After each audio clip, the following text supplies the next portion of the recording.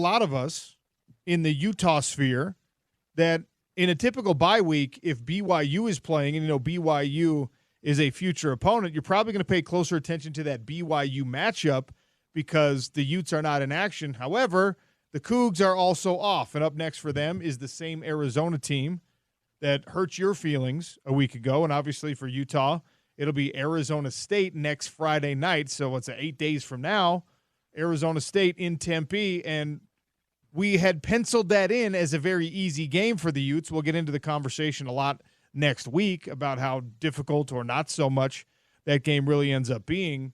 But the matchup is more intriguing, certainly, than we had given it credit for post-bye week in the preseason. I mean, you had that one probably written in permanent marker as an easy Utah win, even though they were on the road. So we'll get into all of that more as next week takes shape and progresses. How are you using your bye week weekend? James Peterson producing today. James, how do you answer that question? How are you spending the extra time that you have when you don't have to be slaving away there in the studio? Well, I mean, I got a nice weekend planned. Okay, a little Home Depot. A little Home Depot. No, I'm watching the games. That's my plan. We got my in-laws got a new puppy, and they're going out of town, so we're going to be puppy sitting. What kind of puppy is this? It's a King Charles Cavalier Spaniel. Oh, love them. They've had this is their fourth that they've had of the same breed. Great dogs, and they've got two. The other time they've had them, they were all the first two they were on their own. Now they've got two together. So we're watching the puppies. My very best friend's family raised and kind of bred Cavaliers for a while, and then switched to the old Cavapoo. Ooh, yeah, Cavapoo, also a great dog. Cute little dogs. Yeah, cute looking anyway. I haven't had the pleasure of being around Cavapoos, but I'm sure they're fantastic. I have to tread lightly when I talk about the doodling of all dogs, right? when you mix a poodle into whatever breed, which is now the very popular thing because of the hypoallergenic status. I remember you saying, was it last week? Stop doodling dogs. It was, and I got some heat. That might have been my most controversial take of the season so far. Is when I was just like, hey, stop making every dog into a doodle. People came at my neck, right? So I don't mind it with the Cavapoos. I know that they're great little dogs, and it's better to not have a bunch of shedding hair than to have a bunch of shedding hair. So yeah, it's fine. But we've loved the Cavaliers so far. It's the kind of thing where the kids aren't living at home anymore, but we still consider them our dogs. It's that kind of thing. So. Excited to watch the puppies this weekend, especially this brand new one. One's a little, they got them a year or so before, and then this one's brand new. So so you're going to be watching the games, and you're going to be dog sitting, and here's Utah not in action, BYU not in action, and there are other weeks in the season where you could probably easily state for me, this is the game I'm most looking forward to in the upcoming weekend, whether that is a conference game or that's a game just with some fan affiliation.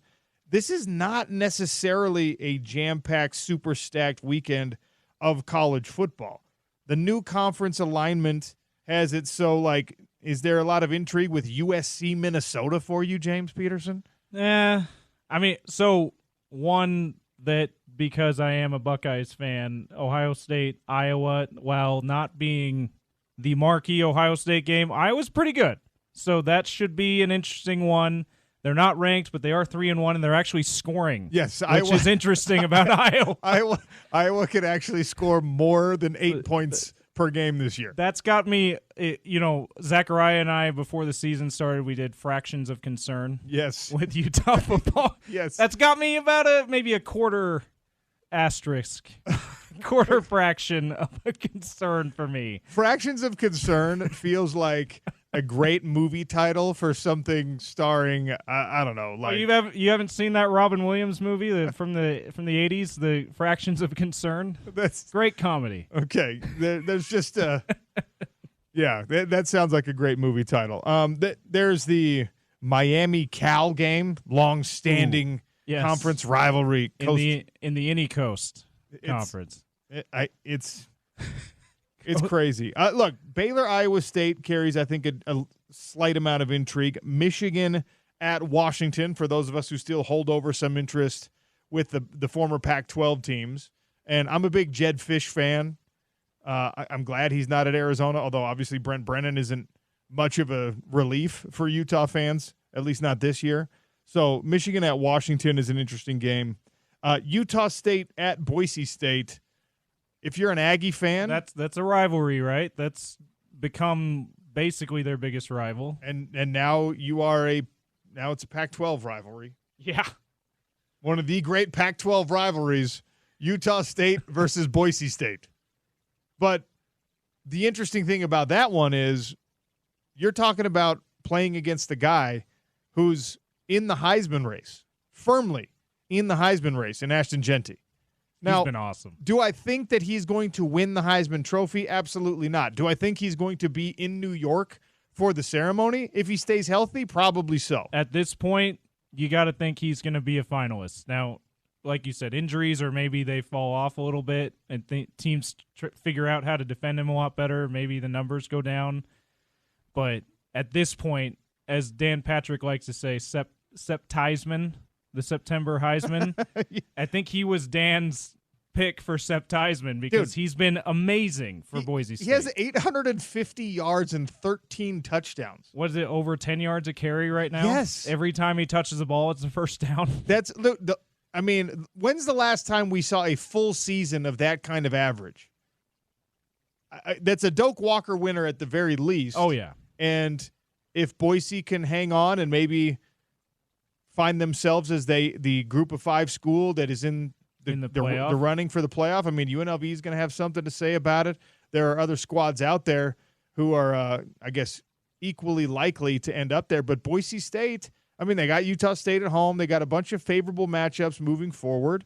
And so there's some intrigue there because that's the only local school in action this weekend. How are you using your bye weekend?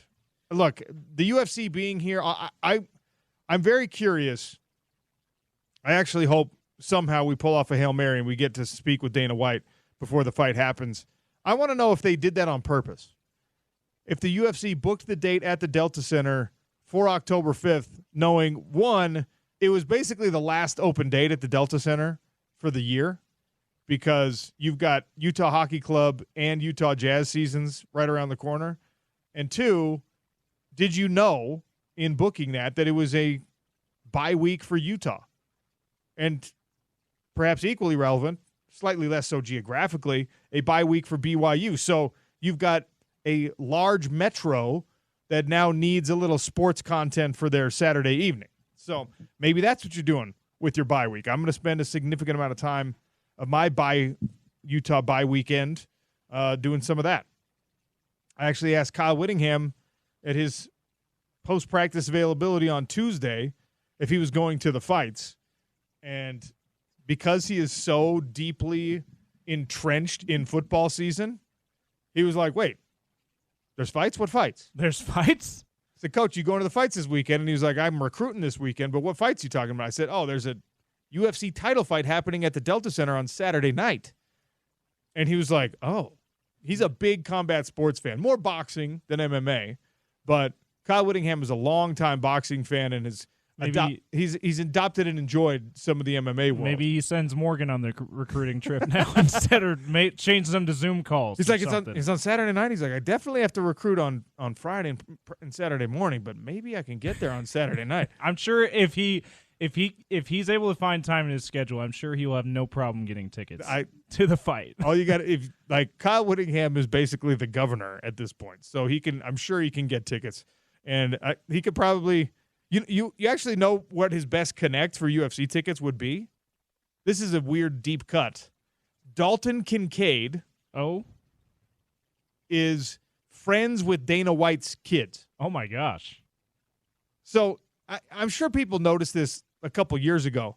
Like when Dalton Kincaid went off against USC, had that unbelievable game, Dana White, who's got millions of followers and is running a multi-billion-dollar corporation and all that stuff, Dana White was tweeting at Dalton Kincaid, congratulations, what a performance, love you, kid, kind of stuff. Like, so Coach Witt could probably there's be like, the connection. Could be like, hey, Dalton. You're telling me he's not calling you? Tell me your buddy's dad that I need a front row seat, You're telling me you're not the connection to get him UFC tickets? I'm probably not the connect. No. Look, it's going to be a fun weekend. I still feel like I have an affection for a lot of the people that work in the UFC and whatnot. And Dana White has his reputation. We talked about complicated legacies on the show this week. Yep. He's got his reputation in the world. He was always, on a personal level and on a business level, he was always nice to me. He was always good to me. Every time I've had an interaction with him, he's been cordial and respectful and all that stuff. That hasn't been the case for every fighter.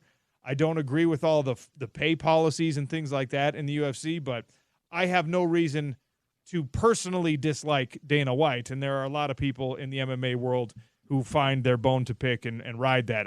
I haven't had that with Dana. Dana's always been good to me.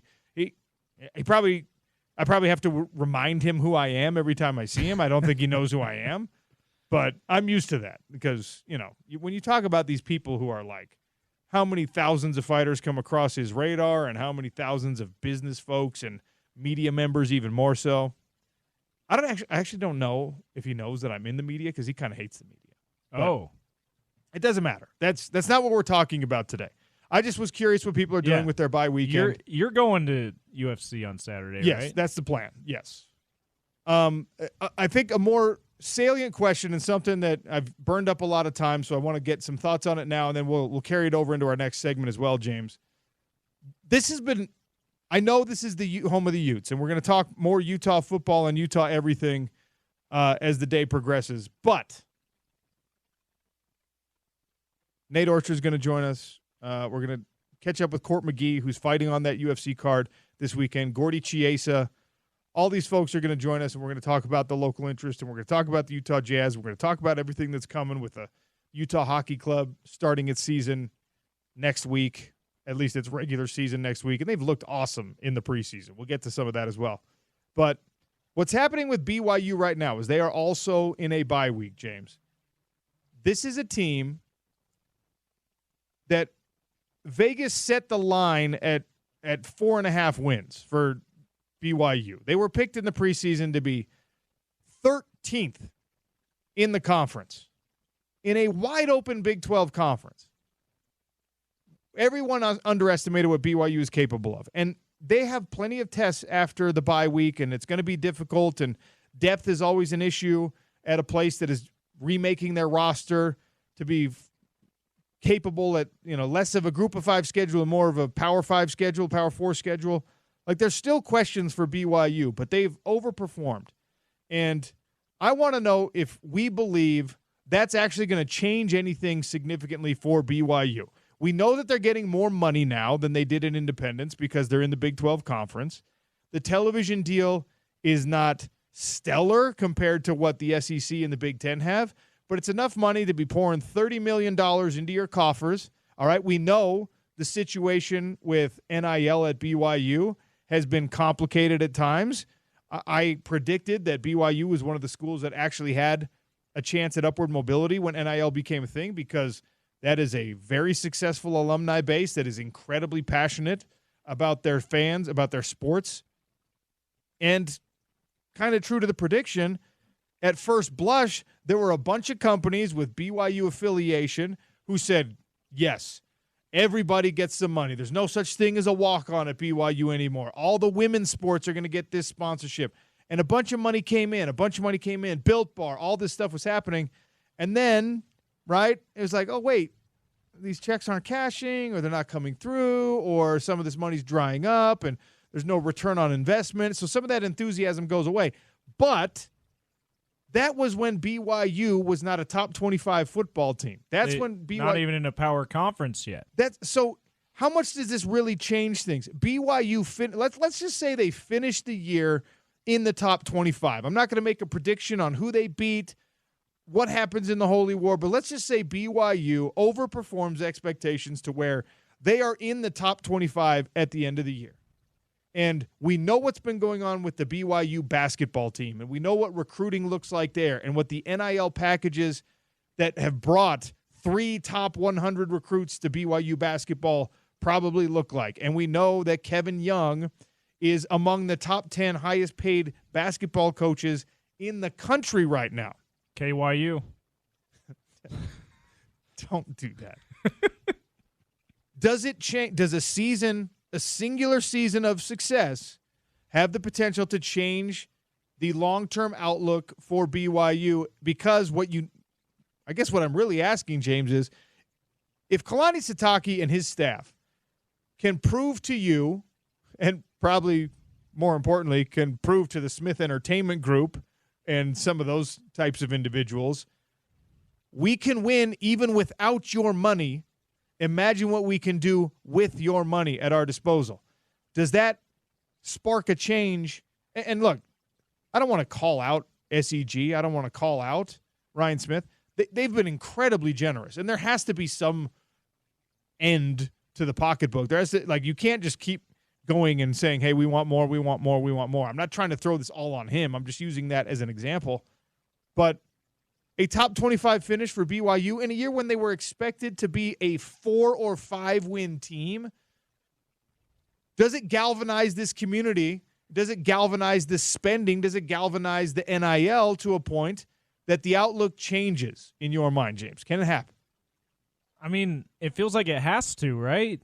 But then you never know. Maybe there's still some indifference to it to funding the NIL, funding the football program through NIL, but it would feel like it would have to, with the rich tradition of football at BYU, with the passion that's still there because of that rich tradition,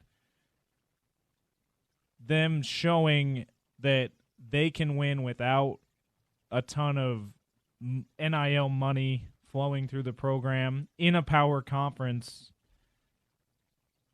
If I'm Kalani Sitake, I'd be like, what else do we need to do to get this money?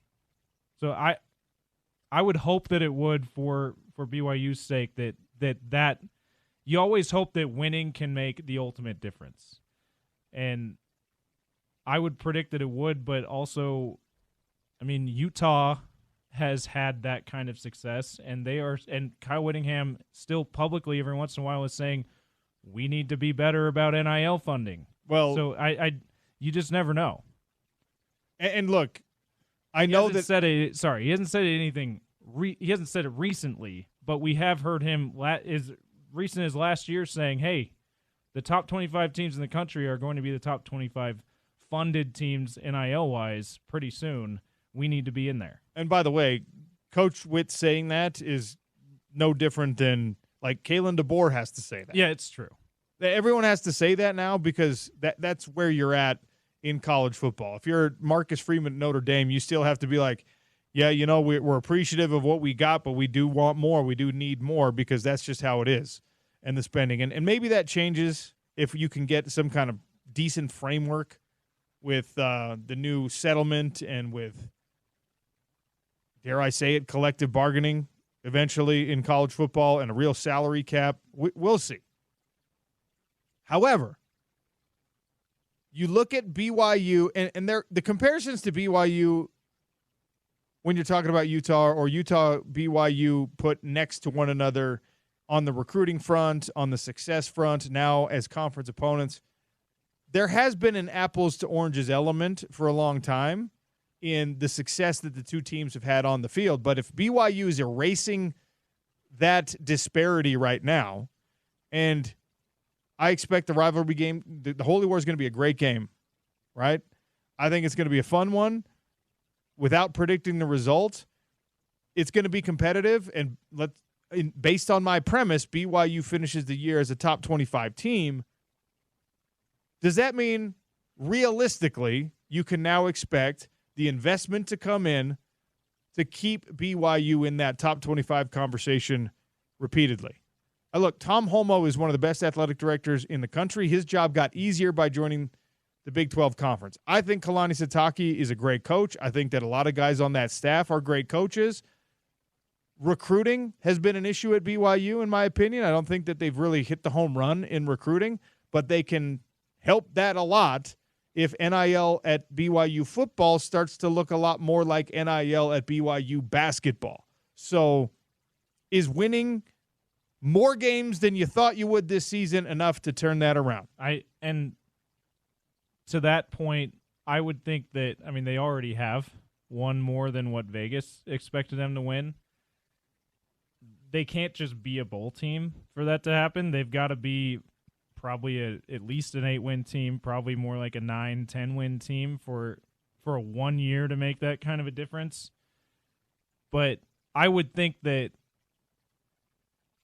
a couple years in a row, outperforming your win total expectations, getting to double-digit wins or 9 wins a couple years in a row, I would think that, and I would hope that if I'm Kalani Sitake, that would be enough for the donors at BYU to say, yeah, you know what?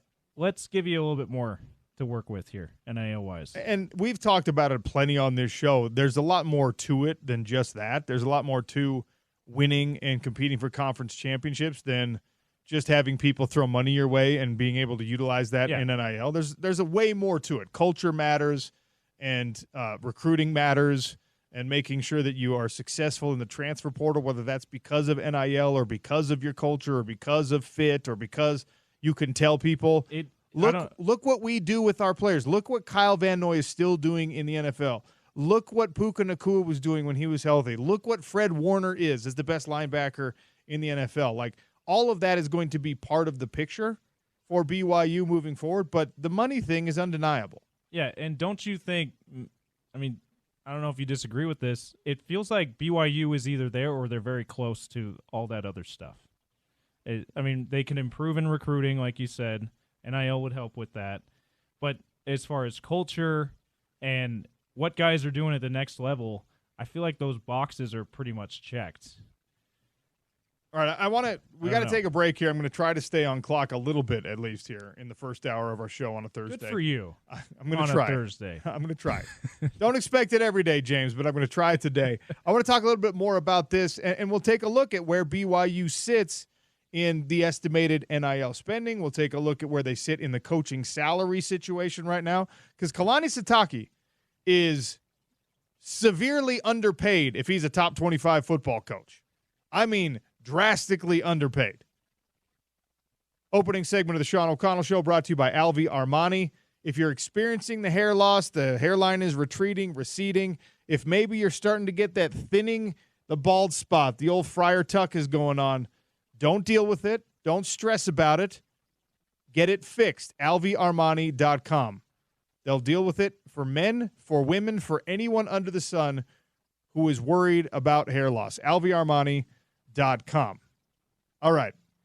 Kevin Young makes more money than Kalani Sitake. It's flipped. It's reversed. Because does a top 25 finish change that for the head football coach at BYU? Sean O'Connell Show on a Thursday. It's ESPN 700.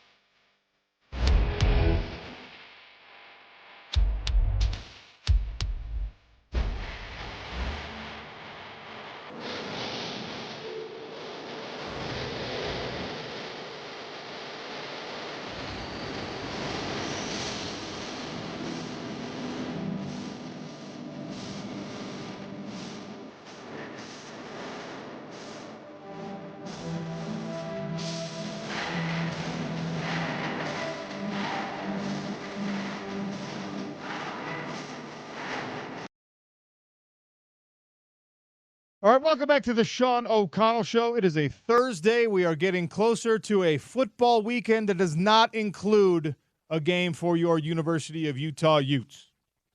They had some physical practices this week. We expect the Wednesday and Thursday practice to be a little bit lighter, a little bit easier on the bodies and the minds. This weekend, hopefully a respite for the players. And then, of course, coaches will be out hammering the recruiting trail.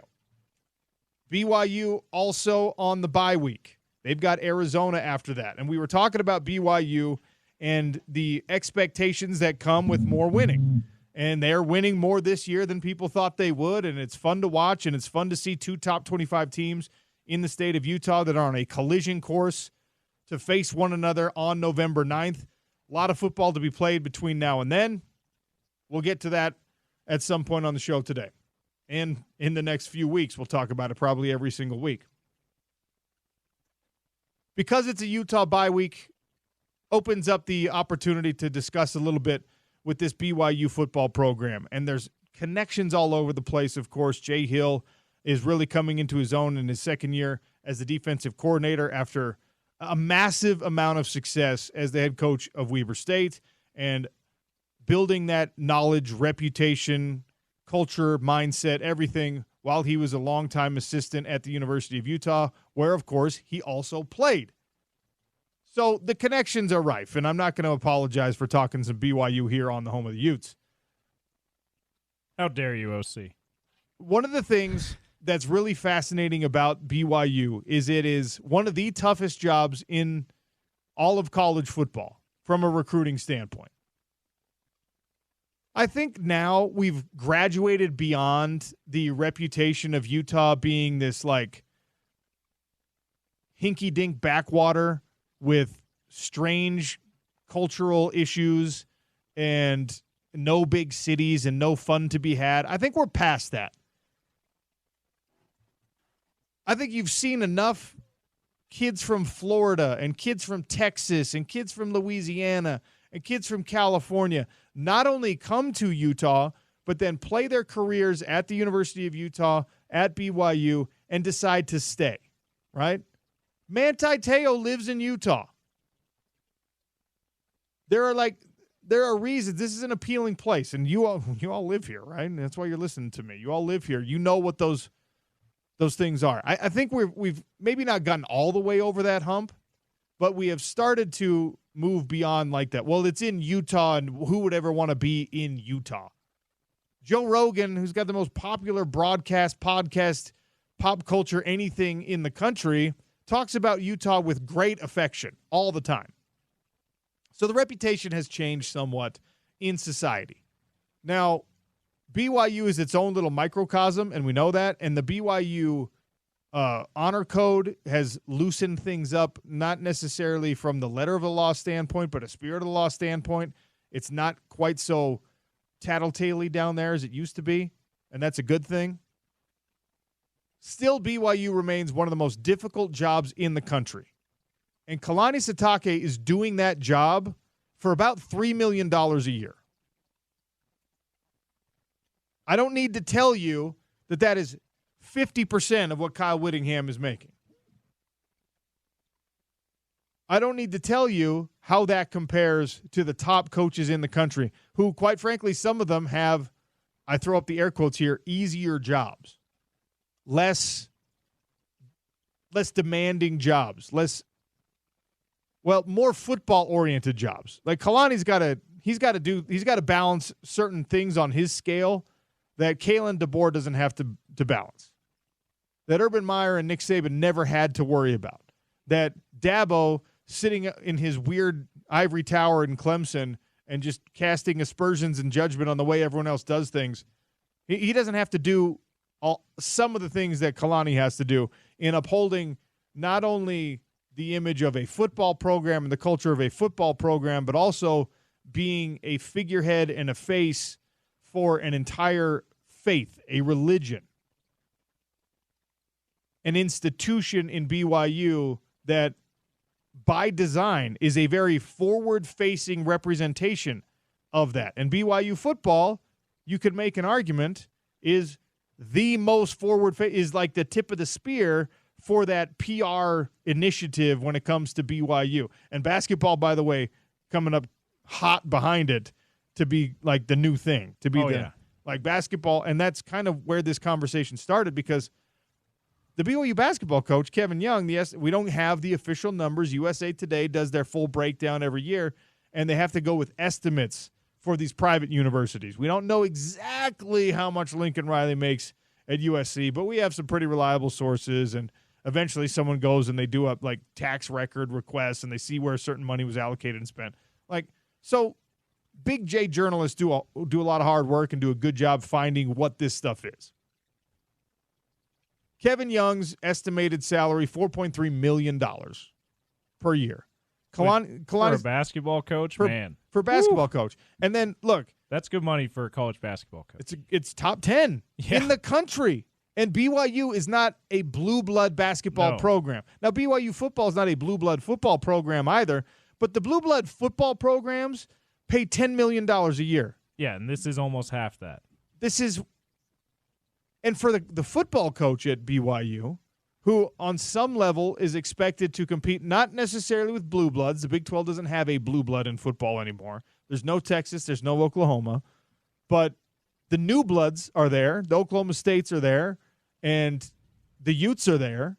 And your football coach is paid half of what the in-state rival is paid, who's now a conference opponent, and 1/3 or less of what the top guys in the country are paid.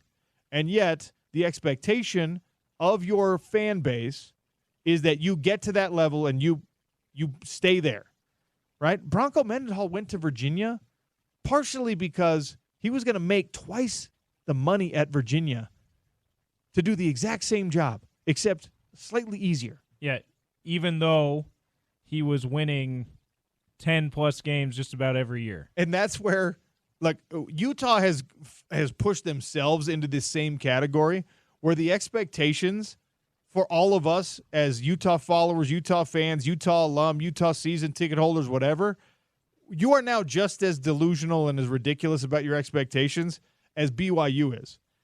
Except at Utah, you have more of the funding to support it, at least in the coaching salary pool. And part of that is because you've been collecting Pac-12 checks for longer than BYU has been collecting Big 12 checks. And so I don't expect that Tom Holmoe and company are happy about the idea that their football coach is drastically underpaid. But it goes back to the question I asked in the last segment, James. Will this season change it?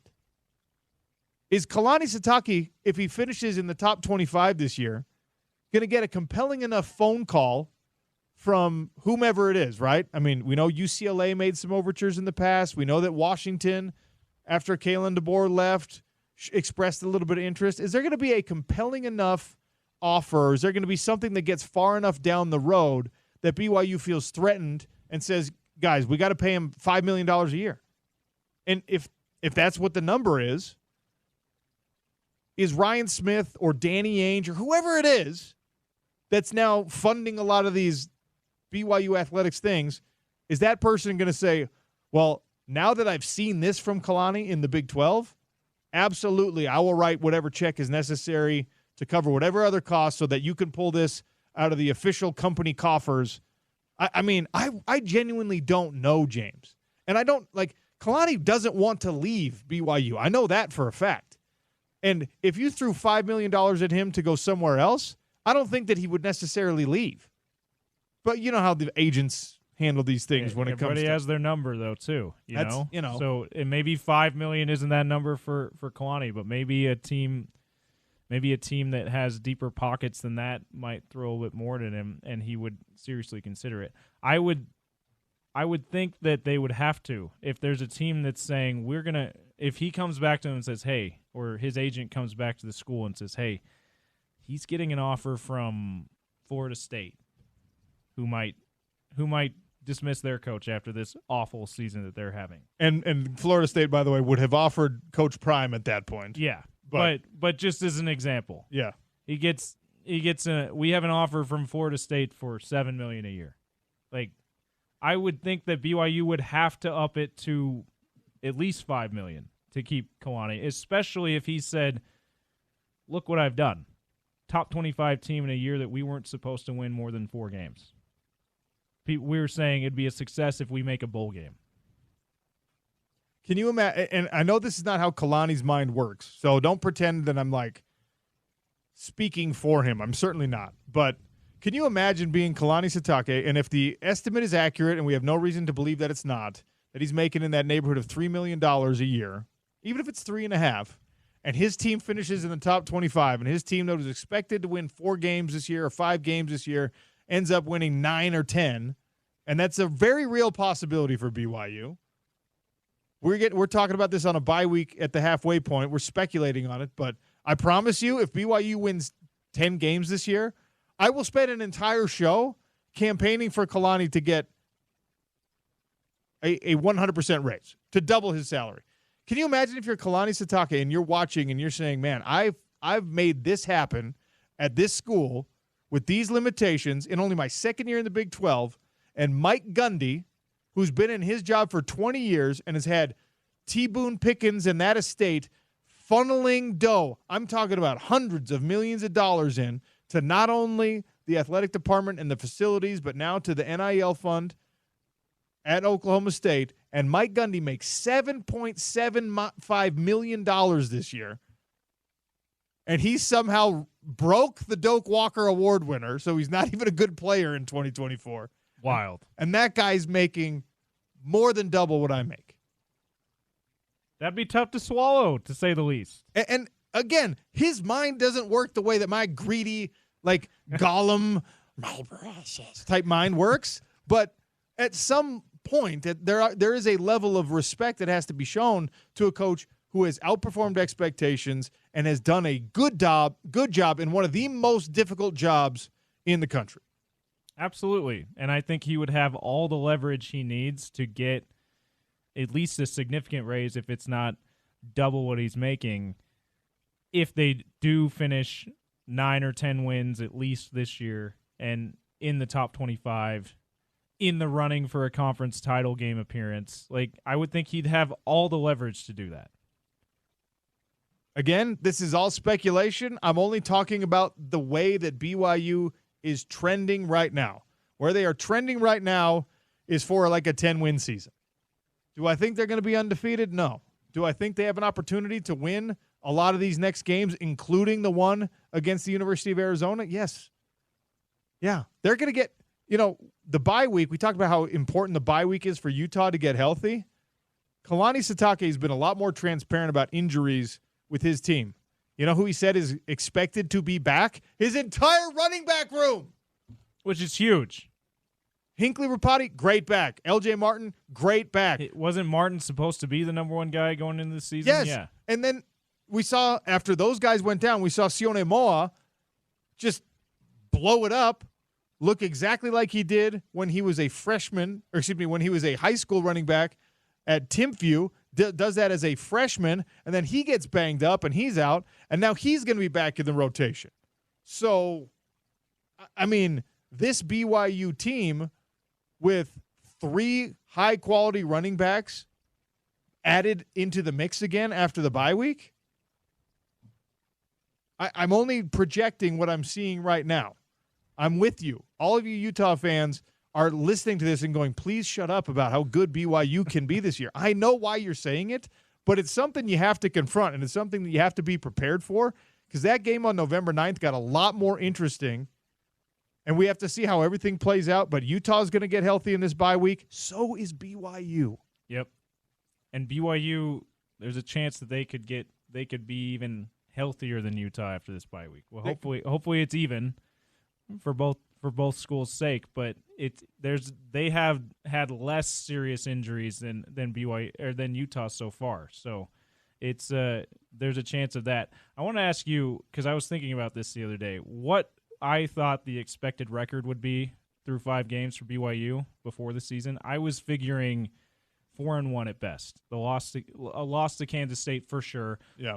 Maybe 3-2 with the loss to SMU. Where were you Because no one saw 5-0. I certainly did not see 5-0. I probably thought 3-2, and if they had been 3-2, I would be sitting here telling you that like this team is better than what you thought in the preseason. And I would be comfortable saying, you know what, this is probably a bowl team this year. If they were significantly worse at this point than they actually are, I still would be telling you they're way better than the media thought they were going to be at the beginning of the year. And that Utah should not take them lightly on November 9th. Yes. Like we would still be saying that if they were 3-2. And if they had lost to maybe SMU or I would. Kansas State was like written in pen, not even in pencil. A loss. Even before the game happened, after Kansas State demolished Arizona. Yes. I was just like, BYU is a good team, but they don't have a chance in this game. No. I was saying and thinking that. I was playing poker with my buddies the night before the game, and they were just like, what do you think's going to happen to BYU? And I was like, dude, I think they're good. I think they're better than we believed in the preseason, but I don't think they can handle Kansas State. And we saw what happened in that game. This goes all the way. This is a callback, by the way, to the Monday show, James, when I said we've been wrong 5 weeks in a row. And make it 6. I'm somehow going to be wrong about what happens with Utah and BYU in the bye week. That's how wrong I'm going to be.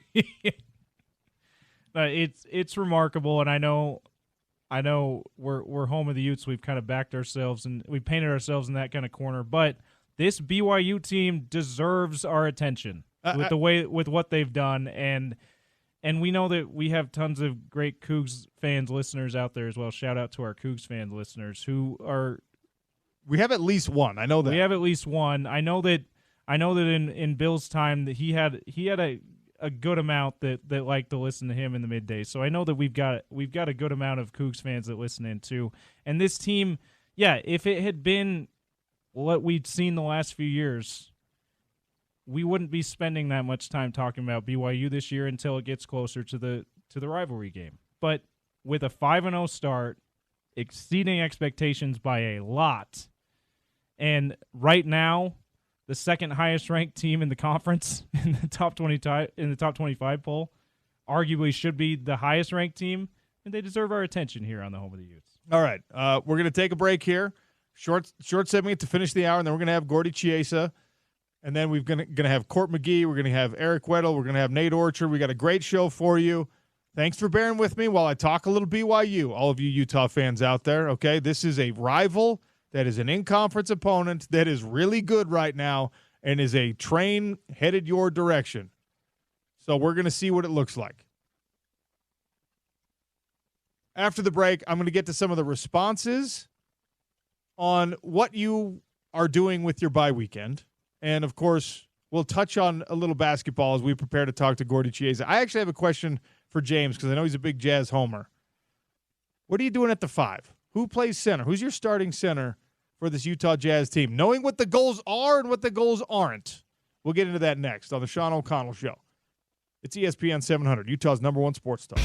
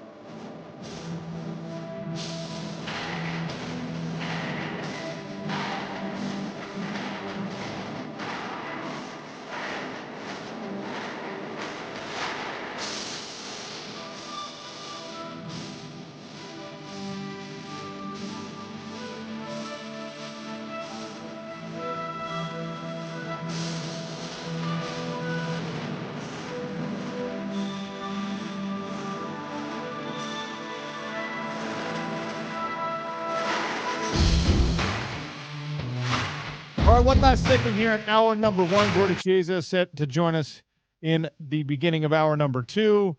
Time to talk a little Utah Jazz basketball. NBA season right around the corner. Going to be it's a new look for the Utah Jazz. It's a new look while you share an arena with the hockey club and maybe split a little bit of fan money and fan base with that hockey club, who is scoring a lot of goals, at least in the preseason, and is probably going to be better in hockey than you are in basketball. And they're also like the new kid on the block. Utah Hockey Club, James, has the potential to be like the kid that transfers in from another school when you're going between 8th and 9th grade, right? That really attractive individual that shows up and just completely upsets the entire market. What was up with the new kids getting all the girls' attention, by the way, in school? Yeah, I know where you're going with this. This is the shiny new thing that even if they're not that attractive of a thing, maybe they're not even close to a playoff team this year, still can get all the attention. Yeah, I think they are going to be close to being a playoff team. I think they will, but even if they aren't, they're going to have a lot of shine for them this year. That's the worst thing that can happen to you when you're like a middle school kid. Yes, and your crush is super into like the new kid. That I was the guy who never had a girlfriend, and all my crushes I was friend zoned kind of thing. And it was inevitably a new kid that they ended up with. Dude, and when the new kid pops in and you're probably irrationally confident as like a 13-year-old, and a new kid shows up and you're just like, it's all right, I'm fine. She's still going to be into me. My crush is still going to be our friendship's still important, okay? Like, okay, we're still going to be talking every day in the cafeteria, and I'm going to I'll get my hug every day. Yeah, I'll get a hug, and I'll go spray some cologne between periods in my locker to make sure I smell good when that happens. And God bless all of you teachers out there for middle school, by the way. Yikes. And counselors, too. Yes, and counselors. That's what my your wife's wife does. That's what junior high counselor. She gets all of it, too. But when the new kid is not only the new kid, and so that novelty comes with it, but then, like, they're the best basketball player in the school, all of a sudden you're like, what? Damn it. No. It's bad enough that you're the new kid. You can't also be really good at something. Yes. That's what the Jazz might be experiencing with the hockey club coming in. We're just like, dang it, they're new kids, but they're also better than us. In any case, for the Utah Jazz, as they get ready for this season, knowing what they've got on the roster and what they don't have on the roster, which is probably more salient here, as you're trying to develop these young players, as you're trying to see what you've got, not for this year, but for next year, the year beyond, the year after that, when you're really probably contending to be a playoff team again, James. How are you developing the 5 position? You've seen bright things from Collins, from Kessler. What are you doing? I would think you play John Collins the least amount you can get away with. And I think that you give Walker Kessler the most opportunity because he's shown you something at least 2 years ago on a more consistent basis than last year that he might be able to be a starting 5 for a long time. And I would think that you give Kyle Filipowski the bulk of the rest of the minutes, and then John Collins, you kind of give him the understanding that, hey, man, we're not trying to win this year. And that just kind of sucks for a pretty talented role player veteran of your ilk, but that's the situation. So we need to give Walker the bulk of the opportunities, and probably flip, as they called him in college, Kyle Filipowski, the rest. I don't know and that's setting aside Drew Eubanks. I don't understand why they even signed Drew Eubanks, let alone me feeling like they ought to give him a good amount of minutes there, but we'll see. Yeah, I don't think I can argue with your stance on that. I'm not predicting that that's how it would turn out, but that's how I would think that it ought to be handled. It's such a delicate situation. It definitely is. The coaching staff is in a certain spot, and the other members of the team are in a certain spot right now. That is, if you don't have good culture, and if you don't have a certain amount of transparency in your plan, and trying to win matters as far as culture goes. It really does. If you can't be, and I genuinely don't know this at the professional level. I genuinely don't know how honest coaches and teams are, and we can get into this with Gordy. Coaches and teams are with their players about like, hey, guys, here's the real goal here, okay? Because I don't think you could just tell these dudes, we're not trying to win a lot of games. I don't think you can just say that. I don't think you can sit down with your coaching staff and just be like, your job is safe. Just don't win more than 32 games. I don't think you can do that. So how transparent is the communication? How transparent are you when you sit down with John Collins and in the James Peterson scenario, you say, look, dude, we actually think you're as good of or better player, but you need to develop the young guys, and we need to not win very much. Your WAR rating's higher, okay? Your stats, your plus minus is a little bit too good, so we're going to keep you off. I don't know how you could do it. I don't know if you can do it. It's so delicate, and that's a proud veteran in John Collins too. And then that makes it tough too, because that's a guy who's like, yeah, I've earned my spot in this league. And by the way, I know that all of us who make like normal amounts of money, we all probably look at it and we're just like, why does he care how much he plays? He's making crazy, like he's got generational wealth coming his way. Yeah, but so does everyone in his circle. All of his peers also have that. So he's like that. When that thing is satisfied, then it's about self-actualization and him being like, yeah, but I want respect. I want people to know that I'm a good basketball player. And they're not going to know that if you're putting me on the bench because you want this team to not be too good. Anyway, it's just a weird scenario. We'll get into this conversation with Gordy Chiesa. He's going to join us to start hour number 2. The Sean O'Connell Show on a Thursday. Wages on. It's ESPN 700.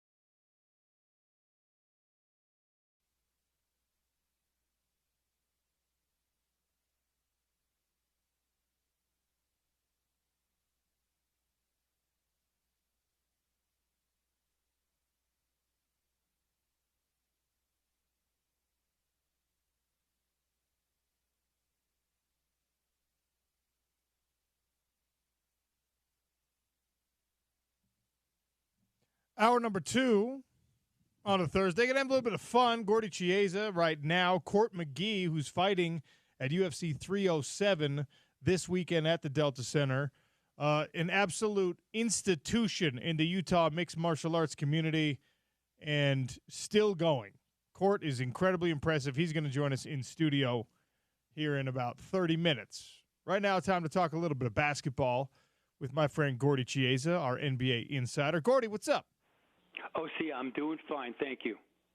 All right, we were just having a conversation, James Peterson and myself, about what you do with this Utah Jazz team at the 5 position. John Collins and Walker Kessler, and now you bring in Flip, as James likes to call him, Mr. Filipowski, and how that rotation will be managed this year by the staff.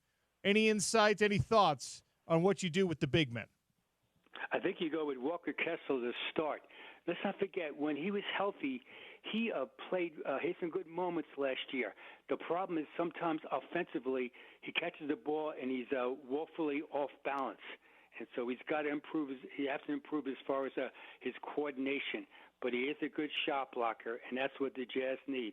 They need someone in there that can protect the paint. And so when he's healthy, he's also OC. He's part of the future. Now, John Collins is a lightweight center, so he's more of a stretch guy. So while one guy plays inside, other guy will play outside. The pick and pop range shooter, and he is bouncy. And then Filipowski, James mentioned, is a young, talented guy that's got basketball skills. I equate him to former Jazz man Kelly Olynyk, where a little bit passing, dribble handoff action, can score the ball inside, makes enough open jump shots, keep the defense honest, and more importantly, again, he's the future. So all three have value. They're all going to play. I'd lean towards Walker Kessler being the first guy. See, OC, last year he missed 18 games too. So a lot of it was he struggled offensively from the foul line. He only shot 60%, but he does block shots. 2.4 per game last year, and that's what the Jazz need. Should be fascinating. I want to make sure I ask this question the right way, because the obvious answer is you want everybody in the lineup to be quality, to be great. When you have someone, an all-star caliber player at a particular position, for the Utah Jazz, your 4 is great. Your 4 is awesome. Is there then like an adjustment to what you need beyond that? Well, if we have a great 4, we need to make sure we get a great point guard. If we have a great center, we got to have a great point guard. If our 2 guard is the strength of this team, we got to make sure that maybe the next thing on the priority list is a big man. I don't know how it works, Gordy, so I'm hoping maybe you can lend some insight there. Is that even how the decision-making process goes? Yeah, you're right on point about that. So in any sport, if the world is almost perfect as far as roster building and playing in the football field or the baseball diamond on the basketball court, the guy next to you has a slightly different skill set that accentuates what he does, but also brings the best out of you. So, for example, is that Larry Markin is a 7-footer that's highly skilled. He creates a lot of mismatch concerns for the opposition, the way he plays outside, but yet he's got some wiry toughness. He can go inside on especially a dribble drive to the basket and dunk on your noggin. So what you want to do is that if he's a skilled guy, I'll call him a stretch 4. Then the small forward's got to be more almost like an athletic driver slasher. Score-off movement, and then the center should be defensive-minded, almost like a rugged rebounder. And then the 2 guard should be offensive-minded, and the point guard, Sean, if you have a skilled big guy, should be absolutely pass-happy, where he's happy to pass the ball frequently. He scores the ball usually on a low shot clock, but his sole purpose is out there is to what? Keep the ball moving and get the ball to the most skilled guys, like any sport, Sean, in space. With the way that the NBA has trended and the way that basketball is played now at its highest levels, how much emphasis is placed not just in roster building, but also in practice and developing talents on the 3-point shot, on getting a big man who maybe that's not an absolute strength of his game to extend that range and to be able to at least threaten and draw defenses if he's out beyond the arc? How much is the three-point shot now a fixture in practice? Yeah, it's paramount because besides the three-point shot offensively, you have to be able to guard it. So it's a twofold purpose: the ability to make threes and the ability to play closeout defense and to defend the three. And so it's a dual purpose. So in the shooting drills, what you want to do is increase your range. Now it comes interesting. How can I get better in practice to make shots, but when the game comes, I don't rely on my three-point shot? So I have this is unscientific. This is just my rule. If you miss two straight three-point shots in a game, the third time, catch and go drive. And that tells your teammates that we're trying to win in the present tense. If you notice, I didn't say don't shoot it. I'm just saying catch and go drive. Because a lot of times what players do incorrectly, they shoot themselves out of making a shot by keep firing it, and more importantly, it causes dramatic anger issues with your teammates on the floor. And that's an unbelievable fine line between being aggressive offensively, believing in your shot, but also your teammates have to believe in you in the present tense on the court. Sean, especially in a playoff game. Remember the time that John Starks went 2 for 18 30 years ago when the Knicks were playing the Houston Rockets?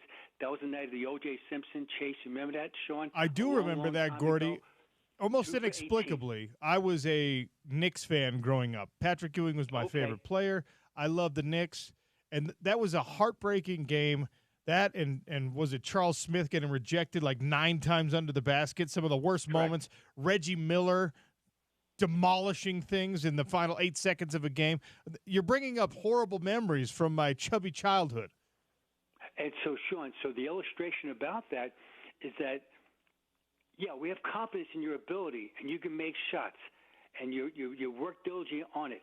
But for some reason, the defense is really taking away that clear eye three, and you missed a 2 or 3. Then get yourself scoring by movement. And that's what that's an interesting invisible about the point of how you win a game and how you develop your talents within the team structure. Yeah, everyone wants to win, but it's that slight adjustment you make during the game that will help you. And that's where it gets so fascinating. NBA basketball, NFL football is absolutely fascinating. Sean, another point about this that I just want to illustrate as far as with the young guys. So we mentioned about the young guys, about their development. Usually speaking, there's a tremendous growth between a player's rookie season to year 2. So in Jazz basketball will be Keontae George, Taylor Hendricks, and Bryce Sensabaugh. And here's the growth. These talents usually they'll grasp better, 1, the speed of the game, 2, better shot selection, 3, improved ball sharing, 4, active help defending, and 5, low clock execution. So let's watch those 3 Jazz players go from a year 1 to year 2 to see if those guys master at least some of those things to help their team get better. You got me on a bit of a tangent here, thought-wise, because I love it. I love making you think. It hurts, but it's good for me. The shot selection thing is fascinating, especially with young players, because I'm curious how it's litigated in a locker room or in a practice. Whose job is it to kind of cultivate that? Hey, we're confident that you've got this, but also let's not be reckless. Is it the veteran leaders who are like looking at the rook and being like, dude, don't take that shot? Is it coaches who pull a guy aside, or do you do it right out in front of everybody? Hey, that's not a shot you can take yet. How is it handled, Gordy, when maybe someone gets a little overconfident or even just is on a cold streak? I'm very, very curious about who is the judge, the jury, the executioner when it's like, yes, you can take that shot, or please stop firing away from 28 feet.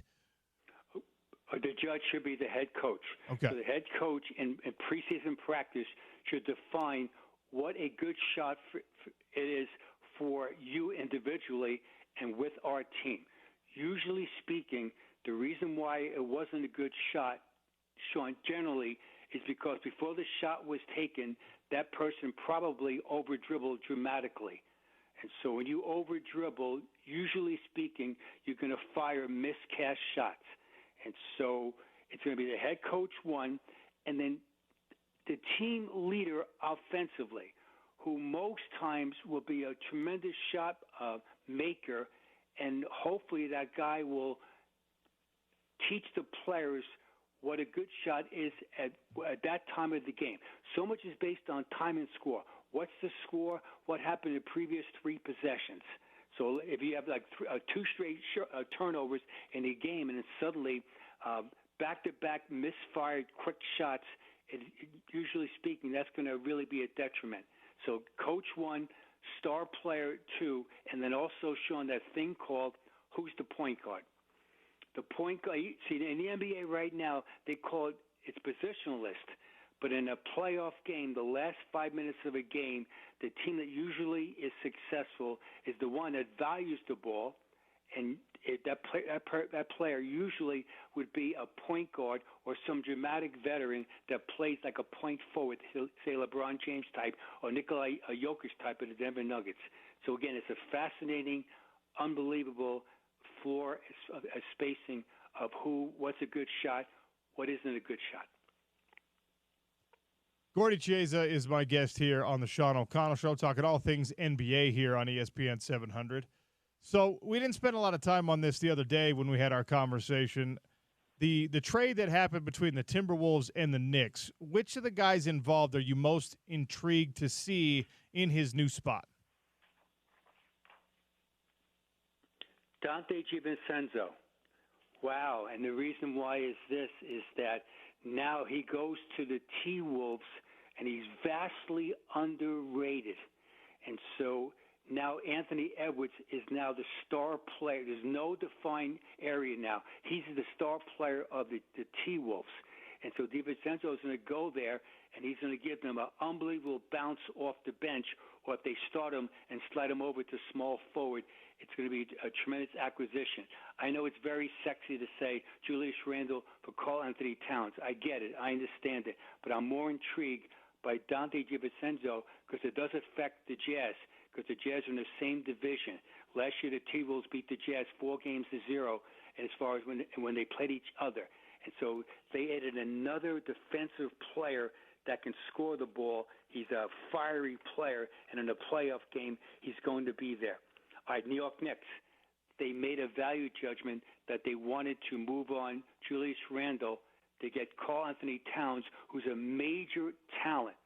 So, Sean, when you evaluate the situation with the Knicks, they think that Karl Anthony Towns in a playoff game can outplay Kristaps Porzingis of the Celtics and Joel Embiid of the 76ers when those guys play probably in the second or third round in the playoffs. And Julius Randle, who was hurt last year, they couldn't.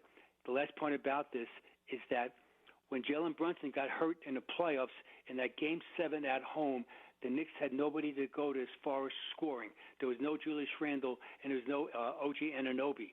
And so, again, the Knicks did this because they think that Karl Anthony Towns, no matter what happens, can be a 23-point scorer and an 11 rebound that will play in lockstep with Jalen Brunson. So it's going to be interesting how it all plays out. Do you agree with that value judgment? Do you agree with that premise that you bring in somebody like Karl Anthony Towns and now he can match up better with Embiid, he can match up better with Porzingis? Yeah, in that situation, I do. Yes, I do.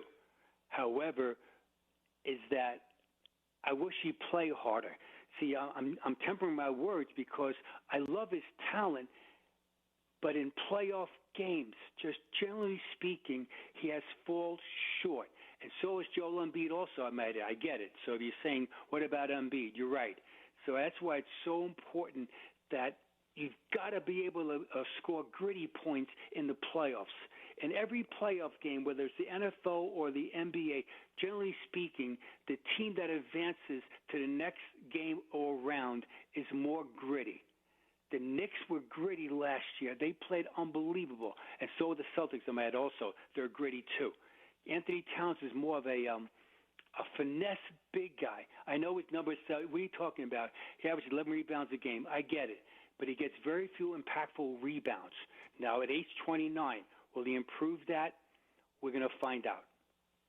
I was very curious as I was reading some of the aftermath, and Julius Randle talking about how feeling wanted by Minnesota is refreshing for him. And I don't know if there's some subtext there that the rumor was or the feeling was that the Knicks had grown tired of him or that the fans there didn't like him anymore or whatever it was. But the fact that he mentioned that is a big positive for his move to Minnesota, and maybe he's just looking for silver linings after going from the Big Apple to the frozen North. I have no idea kind of what the background on this conversation for him would be, but how important for that after a trade is it for players to feel, hey, you're really wanted here.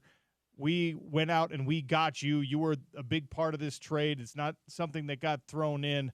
Seems to be the sentiment from Julius Randle. Yes, very much so. Like any human being, everyone wants to be loved and respected. So Julius Randle felt the Knickerbockers. Remember, when he got hurt last year, so when the playoff run with the Knicks, the magical run that was incredible in Madison Square Garden, he was not part of it. And so he felt that behind closed doors and with his teammates that they moved on from him emotionally and physically, moved on from him. And now he goes to the T-Wolves, and he'll have a chance to recapture that magic. So here's the T-Wolves starting lineup. And, Sean, it's interesting. Do you realize that there's many former Jazz players on the T-Wolves? Mike Conley, former Jazzman. Anthony Edwards, unbelievable young star. Jaden McDaniels, second-team All-Defense last year. Julius Randle should be the starting stretch. I'll call him a stretch four. And the fireman should be former Jazzman Rudy Gobert. Off the bench now, Nickeil Alexander-Walker, former Jazzman. I mentioned earlier Dante DiVincenzo, former Jazzman Joe Ingles, young guy Leonard Miller, a second-round pick 2 years ago, and then Naj Reid, the sixth man of the year. So they have a tremendous all-around lineup. And remember, I didn't even mention the two young guys they drafted, Rob Dillingham, the 8th pick of the draft, and Terrence Shannon, the 27th pick of the draft. So the T-Wolves should be right there as far as contending. Now, the problem with the T-Wolves, they're right, is the sale. There's feuding right now between Glenn Taylor and A-Rod and his group about who's going to own the team eventually, and that's what gets cloudy as far as everything. All right, I'm watching. We've got the ESPN channel on the studio television here, and I'm just seeing a 5-minute long highlight reel now of Caitlin Clark in the WNBA, and she was just officially decorated Rookie of the Year, and that was a formality. We knew it was going to happen. But I hearken back to when so many coaches and so many players, veteran players in the WNBA were like, she's not going to be a star here. She's not going to have the same kind of success here. And I'm trying to think of the last time that happened in the NBA, where a guy coming out of college or somebody, a star player at the NCAA level, was not welcomed or was not warmly accepted or spoken of by the pro game, and then that person went on to great success even very early in their career. I am not a basketball encyclopedia like you. So is there an equivalent that you remember from the recent NBA past of Caitlin Clark where the coaches and players said, that person, maybe it was just scouts, said that person's not going to have a lot of success at this pro level, but then they did? Yes, absolutely. There's two guys right in mind. Therese Halliburton, who became this year a third All-NBA from the Indiana Pacers, he was a classic example of a guy that some people thought that he'd struggle in the NBA, and absolutely not. And also Domantas Sabonis from Gonzaga, the 11th pick of the draft back in 2016.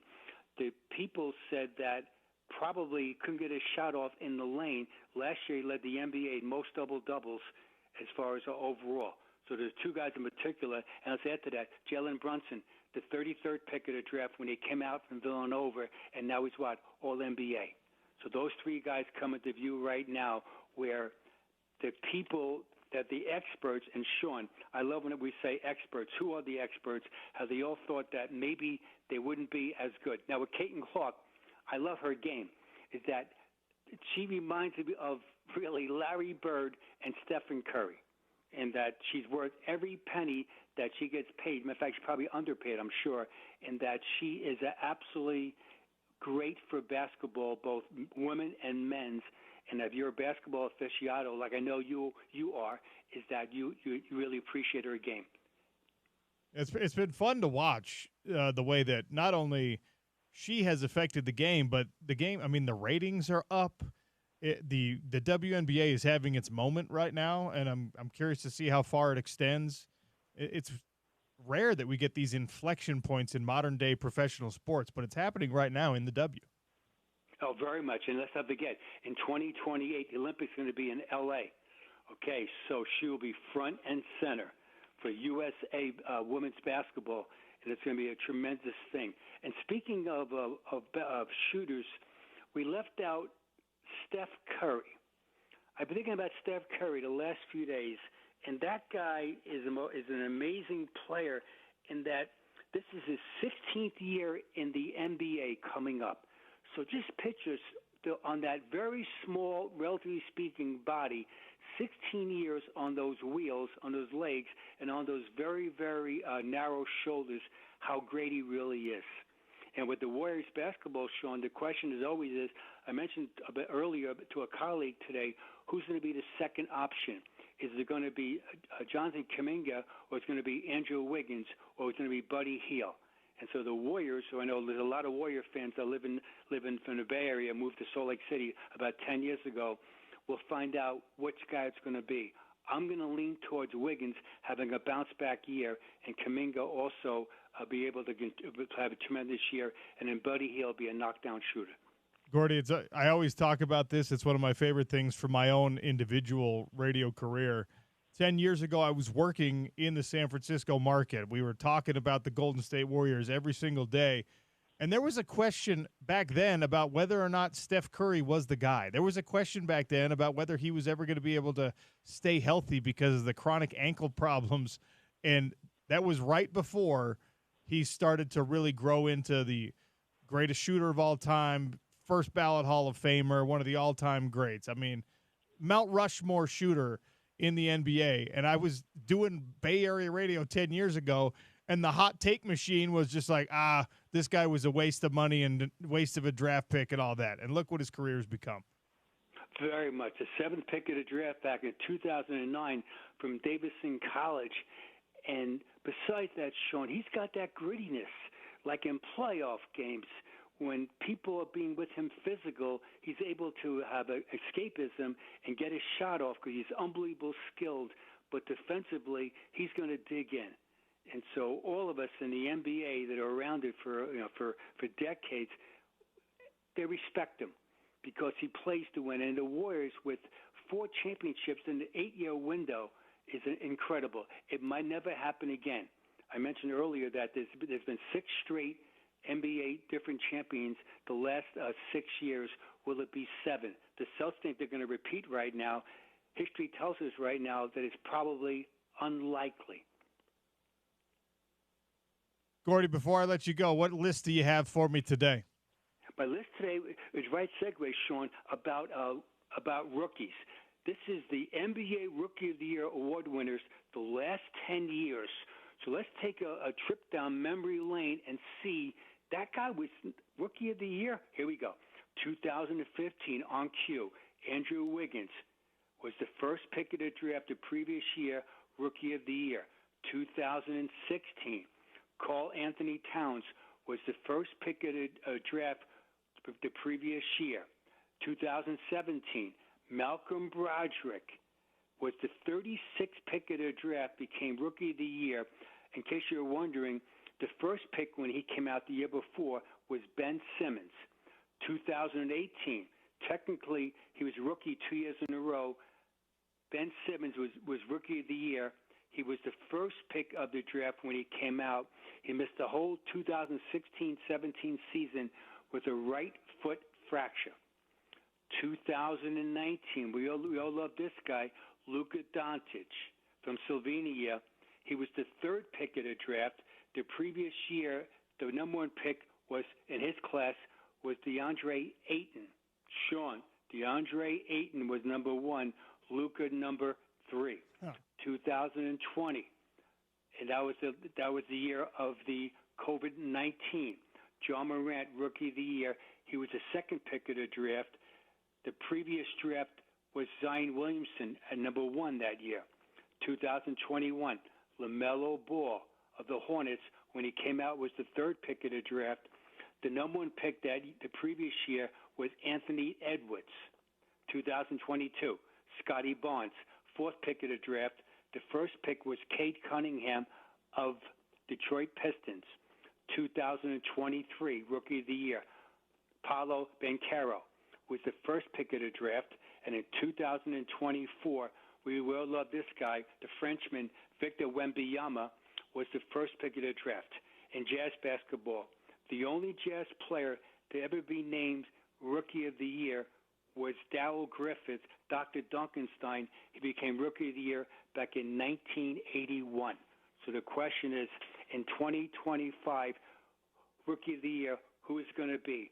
Will it be Zachary Bichashe of the Hawks? Will it be Alex Sarr of the Wizards? Will it be Reed Shepherd of the Rockets? Or will it be Cody Williams, number 10 of the Jazz? Let's find out. Let's find out. Gordy, it's always a great pleasure to hear from you. Thank you, my friend. Thanks, Sean. Peace out. Gordy Chie is a basketball insider, NBA insider, guru of all things hoop here on the Sean O'Connell Show. NFL football happening tonight. The perfect time for you to download the Underdog Fantasy app or go to UnderdogFantasy.com. Get involved in really an incredible and fun and new way to interact with the game of football. I'm having a blast with this, James. Here's what you do. Just like in fantasy, you're predicting higher or lower on individual player stat totals. So you got a game tonight. For example, I've got my eye on this passing yardage total that they've thrown out for Kirk Cousins. Higher or lower than 232.5 passing yards. And you can stack it on top of other selections. So Bijan Robinson, higher or lower than 60.5 rushing yards. You stack those things together, the multipliers go up. You play real cash money, promo code OCShow, as you download the app and create your account. And, of course, if you're a new user, you can qualify for up to $1,000 in bonus cash when you make your first deposit. UnderdogFantasy.com. You just pick higher or lower. It's very, very easy, and it's intoxicatingly fun. Court McGee is going to join us. He's on the UFC card this weekend. This is a man who's been an absolute institution in the local MMA community, but he's been fighting in the UFC for more than a decade. I mean, we're going on 15 years, actually, for Court McGee. It's the Sean O'Connell Show on ESPN 700.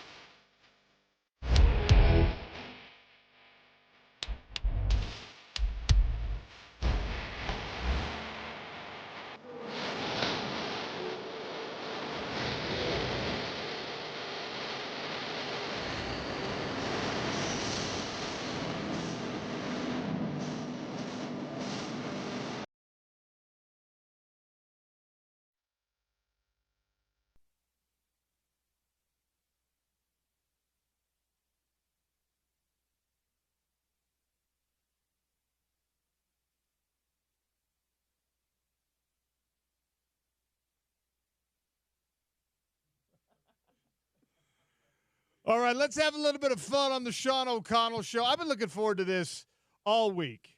Most of you out there who listen to my show know that I love football, but the thing I was most successful in was the world of mixed martial arts. And when this job and my other job can collide in such a natural way, it's really perfect for me. UFC 307, Saturday at the Delta Center, and joining us in studio, a guy who's fighting on that card, a friend of mine for a very long time. We actually started our professional mixed martial arts careers the same time, the same year.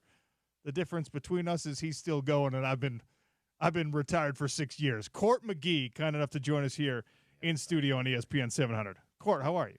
Fantastic. Yeah, you mic dropped after the PFL $1 Million tournament. Mic dropped, exit, stage left. Exactly. Yeah, which is great, dude. It was excellent. It was the right time for me to do it. Now, look, I think I've expressed probably my admiration for your longevity and other things. Personally, I don't know how much I've done it on the air, but it really is massively impressive and incredible. The staying power you've had, not only from a health standpoint and a durability standpoint, but this is one of the most competitive jobs on planet Earth. And it is a cutthroat and a ruthless business, and it is well publicized that in the UFC, they do very few people any favors. You have to consistently be successful, or you're looking for a new job. You're looking for a new opportunity. It's 2-fight losing streak. It's 3-fight losing streak. If you're lucky enough, they might give you a fourth. But it's so incredibly rare that guys even get that chance. And somehow, Court McGee, you've been at it for more than a decade with this organization. It's unbelievable. 15 years. That's what I'm saying. I thought I hit that number right, but I couldn't believe it. Yeah. I don't know how many guys out there, maybe you know this, I don't know how many guys have had more UFC fights than you and more of a year-by-year longevity than you, but it's got to be a decently short list. Yeah, it is. I think it's only like 6 or 7 people. That's crazy. On the planet. But there's a few, like Jim Miller. I think he's obviously had 40-plus UFC fights. So I think he's by far. And there's a couple that are like in the 30, but most don't make it over 20 fights. I had 7. I got 7 in the UFC, and then they were just like, you suck, man. Get out of here. And thankfully it worked out on the PFL front. But, I mean, it really – what's been the key for you to that consistent, you think? I don't know. It's funny because I get asked, they're like, oh, when are you going to hang it up? And it's kind of like I have always thought since The Ultimate Fighter, like I might be hanging it up right after this next fight. Yeah. It's like because you don't know. I mean, you blow your knee out. An injury can take you out. The recovery from an injury it's like there's so much that can take you out. I think being frugal, I've paid myself what I made as a plumber when I quit plumbing, a few little raises over the years. So I've lived off of plumbing wages. So no matter how much I've made, and I've fought roughly, there's a few exceptions, but roughly twice a year for almost 15 years. And so technically, like with the 4 fights that I had in the Ultimate Fighter house, this would be my 27th UFC fight. And the guys that I fought in the house all fought in the UFC. A couple of them, Brad Tavares is still in there. Yeah. So it's like there's, it's like they were high level athletes. Some of them had, one of them had a 10-year career, over 20 fights. I think just prioritizing like recuperation and then staying active with my kids and not letting any of the outside influences get to me. Because it's kind of like, man, you can think like, oh, man, I'm so great and I'm doing so well, and you change and and you forget how hard it was to get in there. I think a lot of people look back and they forget like, oh, I put 4,000 hours in gyms that I wasn't invited to and all the hard training. It's like I put that much time just to get my shot in there, and you forget how hard it was to make it. And then once you make it, it's like, I got to have different partners or I got to change things. And I never changed anything. One thing I've always done is like I've been a part of 1 or 2 gyms. I have traveled to like pick up new and better techniques and different techniques from different gyms, from some of the top gyms in the world. But I kind of lucked out in just stationing with Hackelman because when Hackelman didn't know something, he would, we're going to do wrestling. Well, let's hire Sammy Henson. And Sammy Henson's an Olympic medalist, a world medalist, and a national champion, like multiple times over. And so it's like, okay, he found the top guy to help you with wrestling. So I got to work with that guy. And then, we'll bring in Howard Davis Jr., like arguably one of the best amateur boxers ever to walk the face of the planet, like 76 Olympic gold medalist. I got to work with him for about 10 camps. And it's like I was getting ready to fight a judo guy, and he brought in Mike Swain, who's like, I think, a 4-time Olympic gold medalist in judo. And he's like, okay, work with this guy, And so it's like I got the approach. And, back when we started, there was only a couple MMA gyms in Utah that you could go and learn the punching, the kicking, the grappling, the wrestling, and the mix of that stuff. And so you had to kind of like work with a boxer and maybe compete in boxing, and that's what I did. And I did the same thing with jiu-jitsu. And then I would go to a high school, Layton High School, which now is a top 50 high school in the country. But I would go and wrestle with high school kids. Mm-hmm. And then, when I got a chance, after I went through some trials and tribulations and got off paper with the state of Utah and got out of trouble and established my sobriety, I asked my girlfriend to marry me, and we moved to Utah County. And just so happens Utah Valley University had just went through the process of becoming a Division I school, and they were the only college in Utah that wrestled. So I started going over and finding those tough wrestlers and wrestling not just with high school kids, now college kids and regional training center kids, so I could up my wrestling game. Which and brought a couple of those wrestlers into the MMA world Brock as well. Jardine and Ramsey Nidjam. Who ended up fighting in the UFC also. So it's really interesting the way that you've been like a cornerstone, at least of the modern era of mixed martial arts in Utah and in the Utah scene. That scene, like my own coach, Jeremy Horn, who was a transplant here, and guys like Josh Berkman and Brandon Melendez and DeMarcus Johnson, who you fought and beat and was a longtime training partner of mine. And it's Seiler. There's so many guys who've kind of come and gone, but Court McGee is still here. Court McGee has stayed. And I don't know. I don't want to put any pressure on you. Yeah. You're 39 years old. Yep.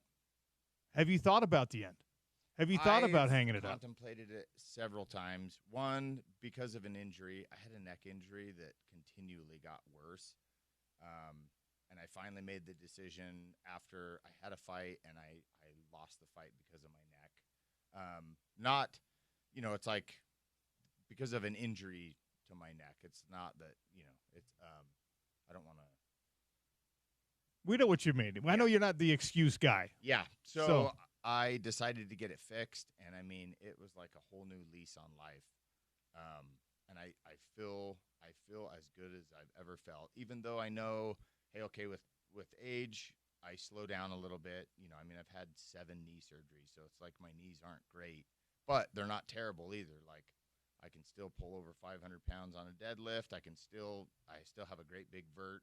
Like, I can still do a standing backflip. I can still move, and I keep real active with my kids. So it's like my skateboard and scooter. Now you're just bragging. Standing vert at 39 years. I don't like it. All right. Yeah. Erase that part. Dumb Court talking about how big and strong and explosive he still is at 39 years old. But I feel really good, but I know speed is down. So now it's like, okay, let's focus on timing. And I think one thing that's kept me in the game so long is remaining teachable and coachable. And my coaches, it's like I still hear Hackelman. Howard Davis has passed several years ago. But I still hear him in the corner. I still hear Sammy Henson, but now I have a teammate and training partner, Marco Sanchez. And it's kind of like he helped me get ready for, probably 15 fights now in the UFC, for the last 7 or 8 years, I think. And he is kind of rolled into a coaching where I made myself available, and he started, shouting orders and, hey, let's work on this. And, it's like I made myself available and the coach appeared, and he's coached me for the last couple of fights, and I feel really confident with it. And then, of course, one of my longtime closest friends and my other coach, Dane Aristizabal. He's been a teammate, training partner. I've cornered him in almost all of his professional fights. We own a gym together. One of the great jiu-jitsu practitioners that we have available to us here in the state of Utah. Yep. Quality MMA fighter back in the day as well. Dane's a monster. Dane actually he took a trip to Africa with me. Yeah. Just a really, really cool guy. Yeah. I have to – I know a lot of our listeners are not necessarily MMA purists, and we've referenced Hackelman a couple of times. John Hackelman, for the uninitiated, is one of the legendary coaches in mixed martial arts and is most known for his association and mentorship of Chuck Liddell, who is also kind of in you're on the same coaching tree as guys like Chuck Liddell and guys like Glover Teixeira and Alex Pereira, who's going to be in the main event at UFC 307. Yep. So these are your people, so to speak, in the MMA world. Exactly. So I've had, and these last couple of years, I have just designated my training at Agima Jiu-Jitsu and MMA in Provo, Utah. Dane Aristizabal and Amy Aristizabal are my business partners. We own the gym together, but also, too, we have a list of fighters ranging from, bantamweight to heavyweight. And we have a group of people, and we practice together and train together and prepare together and cut weight together and fight together. I get to corner and coach now, so I get a little different view of the before and after. And I just, I have lots of confidence going into fights at the highest level in the world, and I got so many young studs in there. They push the pace on me, man, and they, it's like That's one thing that when you're the UFC guy, the fighters. I mean, I did this to the guys who would come in and train with us back in the day when I was the young up and coming guy. You get a UFC guy in there, and you really want to know where you stand. You get everyone's best round. Because they're just like, well, this guy has fought. This guy beat Robert Whitaker. I need to see where I stack up against Court McGee. So they never take it easy on the old guy. Yeah, and it's good. It's good though. It keeps you ready, and it keeps you relevant. You're probably a lot nicer about it than I am too, because I'm the dude, the mean guy in the gym, just like, hey, don't do that, or else I'm going to headbutt you and you're going to get out of here. Court's going to like mentor you properly and understand. Because you're I have lots of patience. I have lots and lots of patience, and thanks to my three kids, Isaac, Crew, and Nash. I'm grateful. I feel ready. I'm excited for this fight, and also too, in 2016 I fought on the UFC card that came the very first one, and it was a really cool experience. And I wanted to fight, and I asked, but it kind of I got injured one time. The other time I wasn't sure, and they released the card a week after I fought, and they're like, "Hey, we're fighting in 7 weeks." And I'm like, "Dude, there's no way." Dude, that's what happened in the 2016 fight. Yeah. I fought Steve Basse in Canada, which was a wild one. Yep. And they announced that same week, we're coming to Salt Lake City 5 weeks later. Yeah. And I was like, put me on that card. And you're not medically cleared to fight after that. What are you talking about? So I was there front row when you walked for the first UFC card in Salt Lake City, and it wasn't even a full building because they hadn't given a great card. No. And it was not a great main event. And it was Dominique Steele. I remember it very distinctly. I remember you dialing in that right hand and knocking him down. And I remember how loud that building got. It was the loudest the building got that whole night was for our local guy. Yeah. And, Court, now you're doing it on a pay-per-view card that is sold out, UFC 307, and you are the lone hometown hero on this thing. Yeah. It's storybook, dude. It's like in our sport of mixed martial arts, it's like being the basketball player who gets to play for the Utah Jazz. Yeah. You're on a pay-per-view card in your hometown, basically. Yep. It's really exciting. So, I don't know. I've been representing Utah in the UFC for almost 15 years, and it's like I don't need any, this is what he's done, but, man, it feels so good. I feel good. Dude, you should feel good. And it's been well publicized. Your story before you became this successful MMA fighter to achieve sobriety, to overcome addiction, to overcome an overdose that took your life temporarily. Mm-hmm. It's awesome, dude. You're an inspiration. I mean, we've known each other for a long time. We came up at the same time. I'm proud of you, even though you're like a big brother, even though I'm older than you, because you've done more and you've been around in this business more than the rest of us. And it's really cool, man. I'm excited to be in the building again when you get this moment. And I know how loud it's going to be at the Delta Center. I know how crazy, and I'm not a journalist that day. I'm just a fight fan, and I'm going to be screaming Court McGee. Dude, go beat Tim Means. I will. He's He's tough, though, right? Oh, yeah. Last thing before we let you go, because we're up against the clock. Yep. give me the scouting report on your opponent, Tim Means, who's also a savvy veteran, also a wily old coot who can do some nasty things. Yep. So what are you gonna do to him? Scrappy southpaw striker, and he's long, but I've got an ape reach, so I've got the same reach as him. So yeah, keeping my foot on the outside, like lots of pressure, all the way in, all the way out, and then put him in deep water and take him out. That's what you're best at, right? Yeah. Putting people in deep water. Yes. The pace.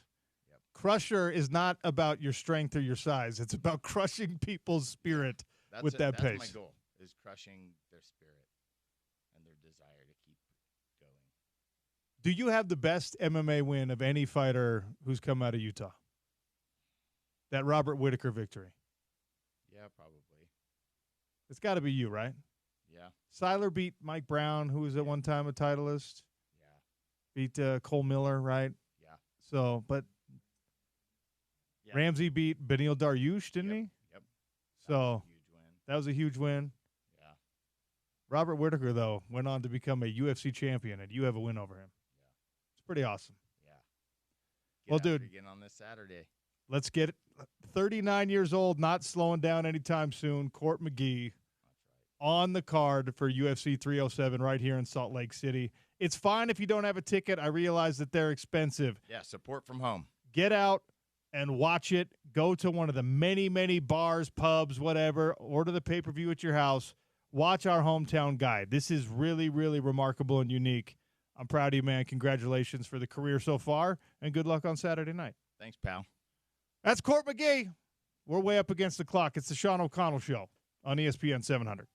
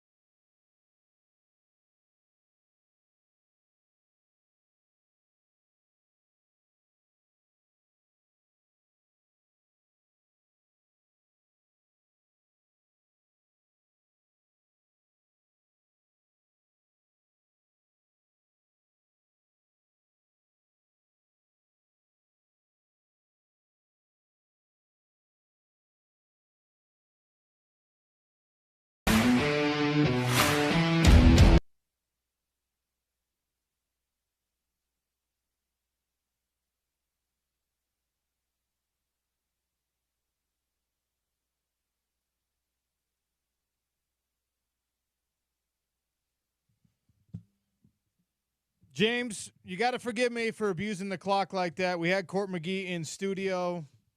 You know where I met Court McGee the first time we actually hung out and talked to one another? It was he and I were both fighting on a local card. It was the championship event of the local card. I was fighting for the heavyweight belt, and he was fighting my own coach, Jeremy Horn. Court had such an impressive year that the dubious honor given to him was that he got to fight Jeremy Horn in the main event of that card.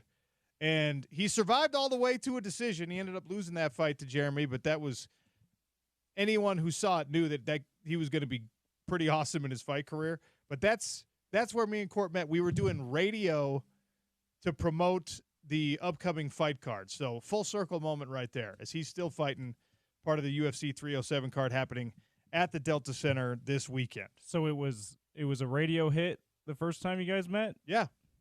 And now a radio hit today. Wow. Isn't that cute? Isn't that wonderful?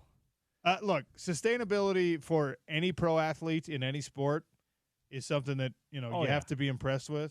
What do you say? He's going on 15 years? Going on 15 years.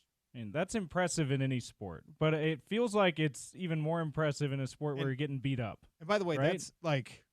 that's in the highest level of the sport. Yeah. He fought, I think his first fight was in 2007. Okay.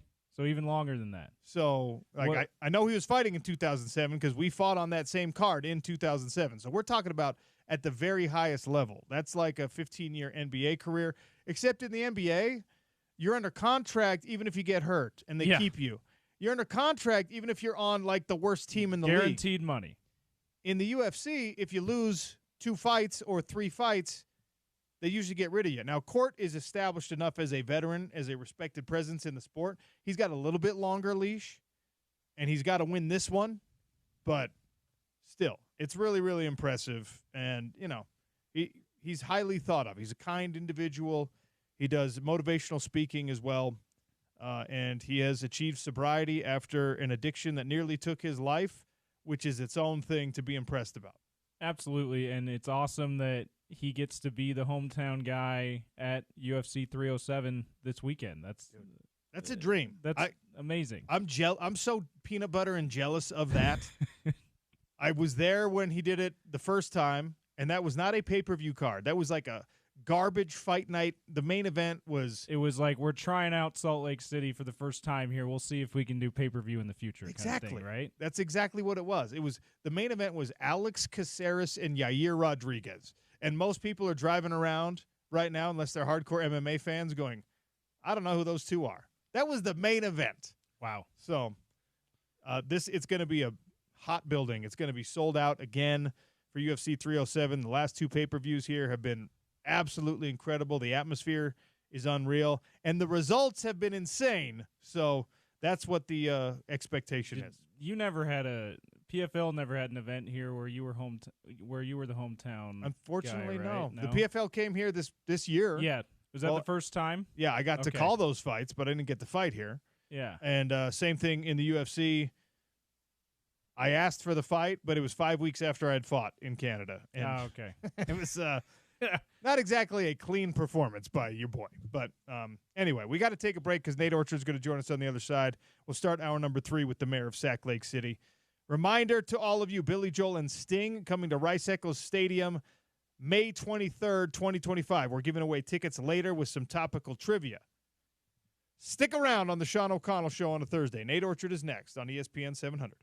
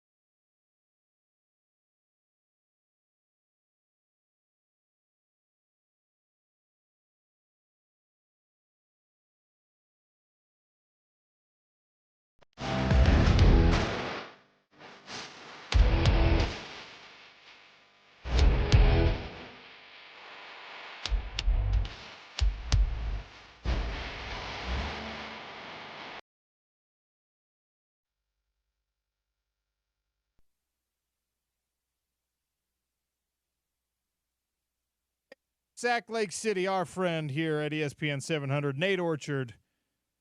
Nate, what's up? What's going on?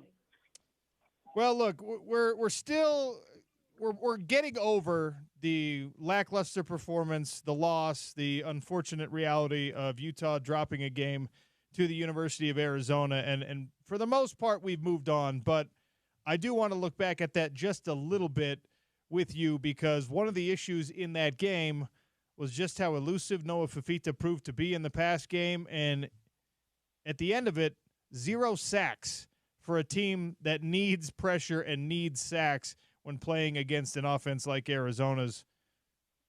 How come they came away with 0, Nate? Well, it's just a lack of just discipline, right? I think they overestimated Noah's ability. There were way too many times where we lost contain and his speed, his elusiveness, even though, yes, running isn't his forte, but for him to quickly get out of the pocket the way he does, his acceleration and to be able to throw on the run was overlooked. And, again, the angles that were taken on certain blitzes, even we had, safety blitzes, corner blitzes, where they had their opportunity, and that's where the importance of rushing on the high shoulder, forcing him to step up instead of falling for that jab and having him come around. I've been a culprit of it, but is learning from those mistakes and understanding, okay, yes, we're very fortunate that it's early on, first loss, but regardless of a Big 12 loss like this still stings. It's just to learn from these mistakes. I think all things are very fixable on the defensive side, given the lack of depth right now with the injuries that are piling up. But overall, there's going to be a lot to learn from, and I'm sure there already has been conversations as to what they can take away from this and improve on. But just the pass rush lane integrity and doing your assignment, keeping that outside contained, whether it's on run or pass. How many games did you have to play, whether at the U or in your NFL career, where the green dot, the guy, the defensive captain, the play caller was out for whatever reason, and somebody else had to assume those duties? Often, right? In the pros quite a bit, and in college as well. And so really it just comes down to guys looking at the coordinator, understanding the signal, what it is, whether, your D-line coach is giving his own call, whether it's a line stunt or whatever it may be. But, it's very fortunate for the guys up front. It's pretty simple, right? It's understanding whether it's a blitz or not, if you're running a stunt, and then from there you have your lane, you have your gap, and you got to play gap a sound football and dominate, right? I mean, there's no excuse, and as long as you understand where you need to be and placing your hands and putting yourself in a position to be successful, everything else will take care of itself. Did you like or dislike bye weeks? Oh, depend on the time of the year, right, where the body absolutely needed it. I think now is a good time for Utah to enjoy this bye week and to be able to recover. Another week for Cam Rising to get healthy and see him back. But along with everybody else, when you have guys who are banged up, this bye week is pivotal in their recovery and then looking to get them back on the field in a timely manner as well. Nate Orchard, our guest here on the Sean O'Connell Show. Looking back just a little bit at the Utah loss to the University of Arizona, I was in Scotland calling fights during the actual game. Actually, I was on my way to the airport because the time difference made it like the game kicked off at 3:15 local in Glasgow, Scotland. So I was following along on the phone, and I had recorded it, obviously, to watch it. So I knew the results, Nate, and then I come back and I sit down and I watch the recorded game, and I'm like, there's no way this first drive doesn't end in points. They're making it look easy, marching up and down the field. And then it happened again. I said, there's no way this drive doesn't end in points, even though my mind knew that the drive didn't end in points because I had already seen the results. I was like, they're definitely going to score a touchdown here. What happens in the red zone? I mean, just philosophically, not with this team necessarily, but what happens in the red zone when that field gets shortened and when that spacing gets condensed to lose all momentum? Yeah, from a defensive perspective, right, Arizona did everything they needed to obviously stop them, right? A drive that goes on, especially that first drive for 7-8 minutes, whatever it was, like that is insane. You're eating up about half the clock in the first quarter on just one drive. That is remarkable. That's what you want.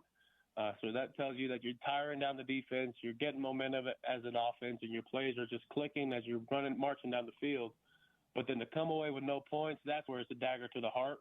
It's demoralizing in a sense, to where the confidence in the players and the play calling, things start to get into question, and then come back and do it again. I think there's a little bit of uncertainty, and then you have the jitters as well for Isaac being a true freshman, feeling like he can't capitalize, he can't make it happen because the weight of the shoulders on him being the quarterback, as it should be. But collectively as a team, you have to be able to punch it in on 4th and 1, 4th and 2, whatever it is, and get that first down to keep the sticks moving to get into the end zone. But again, all things you can look back on as a coach, especially, do you go for the points? But I think at the end of the day, it was probably the right call, given the momentum that the team had marching down the field. I think at the end, maybe it's just formations, maybe put in a heavier package, maybe give Bernard a little more. I mean, you got all those tight ends. Why not have them just lead the way for him to get that 1 or 2 extra yards? I think, there can be some package changes there that work in their advantage for the future. I want to talk about some big picture things right now with this program, because there's a very unfortunate situation where Cam Rising, who over the years has been called the GOAT, has been called the driving force, has been called the leader of the leaders, now has people starting to question his toughness, starting to question his eagerness to play. And I think all this is unfair, but it's what happens because fans overreact to things. Now, because of social media, that is all very visible. That is all very easy to see, very easy to find. And I know that players are usually pretty decent at understanding, like, that's just some yahoo who doesn't have anything better to do. But sometimes the criticism is coming from louder voices, and sometimes the criticism is coming from places that maybe have a little bit more credibility in your mind as a college player. How real is it? How easy is it to compartmentalize, to keep the blinders on, to block out all that noise when that noise is over such an important issue for a player who's now been dealing with injury problems for 2 straight seasons? Yeah, I mean, this is such a great topic. And the reality of the situation is, as a lot of us may know, is we've now sped up the NFL process itself, as far as you're paying athletes a significant amount of money. And with that, as again has been discussed, there's a level of expectation. I will say, as a business owner here, we invested in Cam last year. And when he didn't play, it was a dagger to the heart. It was like, man, we want to see him out there, and we're putting all this money, and it hurts. But at the same time, there's the public image, the fans, when they're seeing dollar signs and what he's being paid, unlike my $1,200 way back when, nobody could care less. But there's a level of expectation. And so what does Spider-Man say? With great power comes great responsibility. And, like, you got the keys to the kingdom. You've led us to 2 Rose Bowls. It's hard. It's hard. And I can't sit here. I can sit here and say, how he needs to do all these things to get back. But the reality of the situation is you are being paid. There is expectations from the fans, from the coaches, from, ADs, right? The host, the university. I'm sure they want to see more of you, but I guess what's most important is Cam's health, and he has to make that decision for himself on whether or not he's ready to come back, and what that holds for his future. But it's just a tough position to be in overall, and I'm looking at it from so many different angles, and I'm probably sitting here contradicting myself, but it just stinks because, again, as a fan base, you want to see your alpha dog out there leading your team to a playoff. And it's hard when he's not out there, and then yet all these injuries continue to pile on. What's the correct role for someone who's in your position? You're Van Fillinger today. So you're another leader on the team. You're a defensive voice that is respected. It's similar to the role that you had when you were up there. And the quarterback is your longtime friend, your longtime teammate, but is on the offensive side, and you can only control so much. about what that offensive side of the football does. So what is the correct procedure for one of his teammates in this situation? Like, do you even say, hey, man, we really need you, get yourself back? Do you just say, hey, whatever's best for you? How is it handled by his teammates, you think? Yeah, I mean, honestly, the severity of his injury, none of us will get the truth. So that's the reality of the situation. Nobody's going to know the truth to the extent of it. Is there maybe nerve damage? Is there something else going on? I mean, he's probably, and so only his teammates will know. And so therefore, they are going to trust him, believe in him, because he is a competitor, as we all have seen. He wants to be out at the field. Coach Witt feels like he doesn't have that zip on the ball. There's probably still something going on with the finger. But his teammates know the extent of the injury, and they're going to keep that close to their vest and not, disclose that, but understand where he's at and will support him fully, which therefore they're supporting Isaac because they know that Cam can't play. So they understand. And so all you can do is just go out, play your best, hope that he heals up quickly, enjoy the bye week, and in hopes that he comes back next week ready to rock the rest of the season. But, yeah, as a teammate in this situation, you just sit back and like, man, whatever we need to do to support you, just given his track record and knowing that he is a competitor, and if he can't go out there and play, we know he's going to. Nate Orchard, the mayor of Sac Lake City, for a few more minutes here on the Sean O'Connell Show. Back to this being a bye week, up at the media availability, Coach Witt talked about, the lack of physicality in the Arizona game was an issue. So we're going to have some physical practices this week. We're going to make sure we get after the guys a little bit, but they're trying to balance the health and the recovery, especially for folks who've taken a lot of reps and whatnot. So when you're in mid-season form and the bumps and bruises are stacking up and that coaching staff says, all right, half-line drill, let's go. All right, ones versus ones. How do you get in the right mindset? It starts with your leaders, right? Guys like Van, offensive line, skill position, his guys buying in, not feeling sorry for themselves, and really seeing that, hey, the film doesn't lie at the end of the day, as you know. If when coach turns it on and he sees that you're not spilling the offensive guard, you're not taking on two pullers, you're not coming downhill, you're not breaking on the ball, you're missing your assignment on the run game. You're not getting up to the second level. We're not hitting these routes. We're not all the things, right? You can go down the list, and that's the beautiful thing about film. Film doesn't lie. And so it shows if you're not having effort, if you're not running into the ball, and if you're not being physical, those things will surface. And so, as a coach, okay, what's the next thing to do? All right, let's run them through these drills, half-line drills, whatever it needs to be to get the guys ready so that they understand the mentality that needs to be had heading into the rest of the season. And that's what Coach Wood does. He does a phenomenal job of that and making sure the guys know where they need to be physically as they progress through the season. When you're trying to measure the amount of confidence a team has going into a game, look, you're going to be favored against Arizona State after the bye week. Hopefully you're going to be a lot healthier. But how much of that confidence, if it is measurable, comes from having Cam back, comes from Karene Reed getting healthy and available? I mean, is there a number you can place on it about how much more confident you are when your leaders are in the right spot? Man, these quarterback conversations, you're just poking fun at me, I can tell, because when I was in Cleveland, I think I had 15 different quarterbacks, so not many of them got me excited, you know what I'm saying? And so I will say, when I got to Kansas City and we had Patrick Mahomes, now that was fun. That was exciting. But Cam brings that energy. He brings that leadership. Again, the offense is something that he knows inside and out. He knows the progressions. He knows how to read the defense, what to see.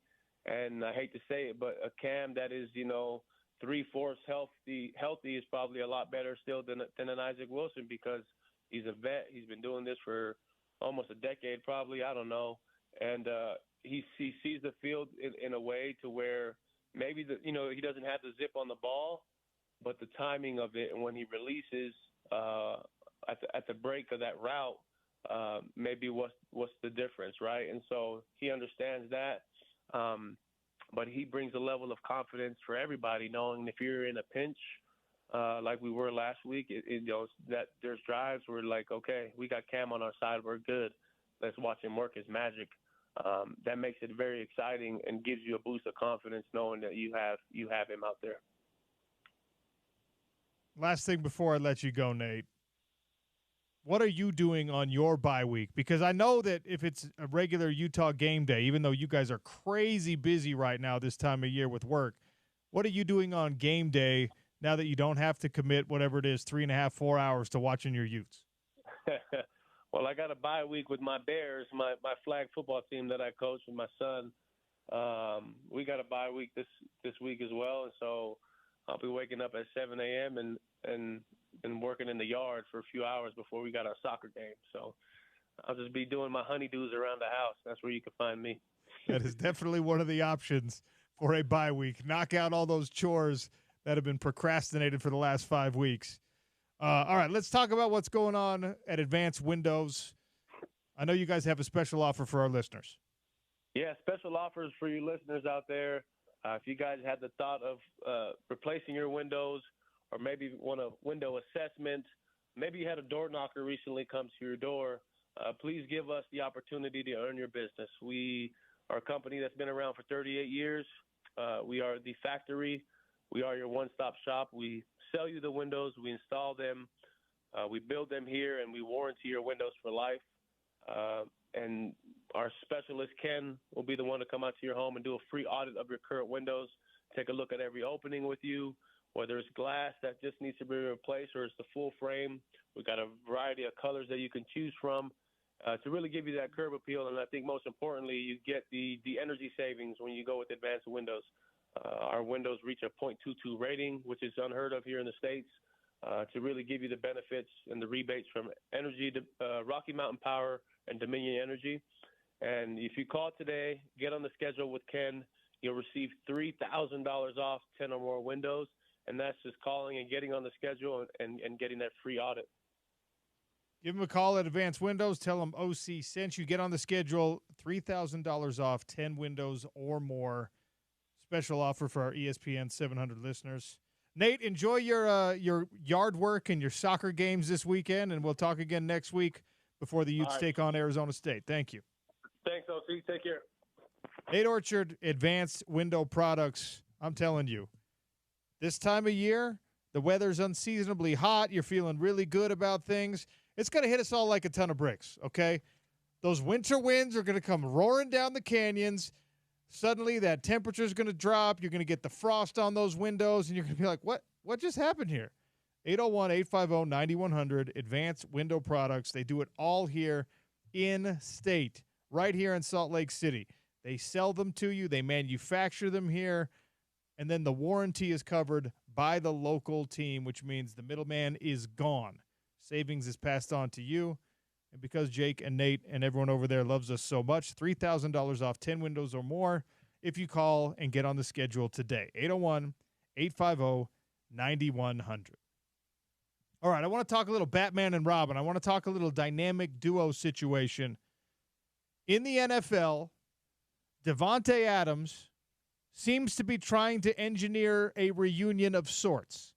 We'll talk about that for the Jets, but of course we're also going to talk about the ones for the Utes and maybe the Cougs that matter most. Sean O'Connell Show on your home of the Utes, ESPN 700.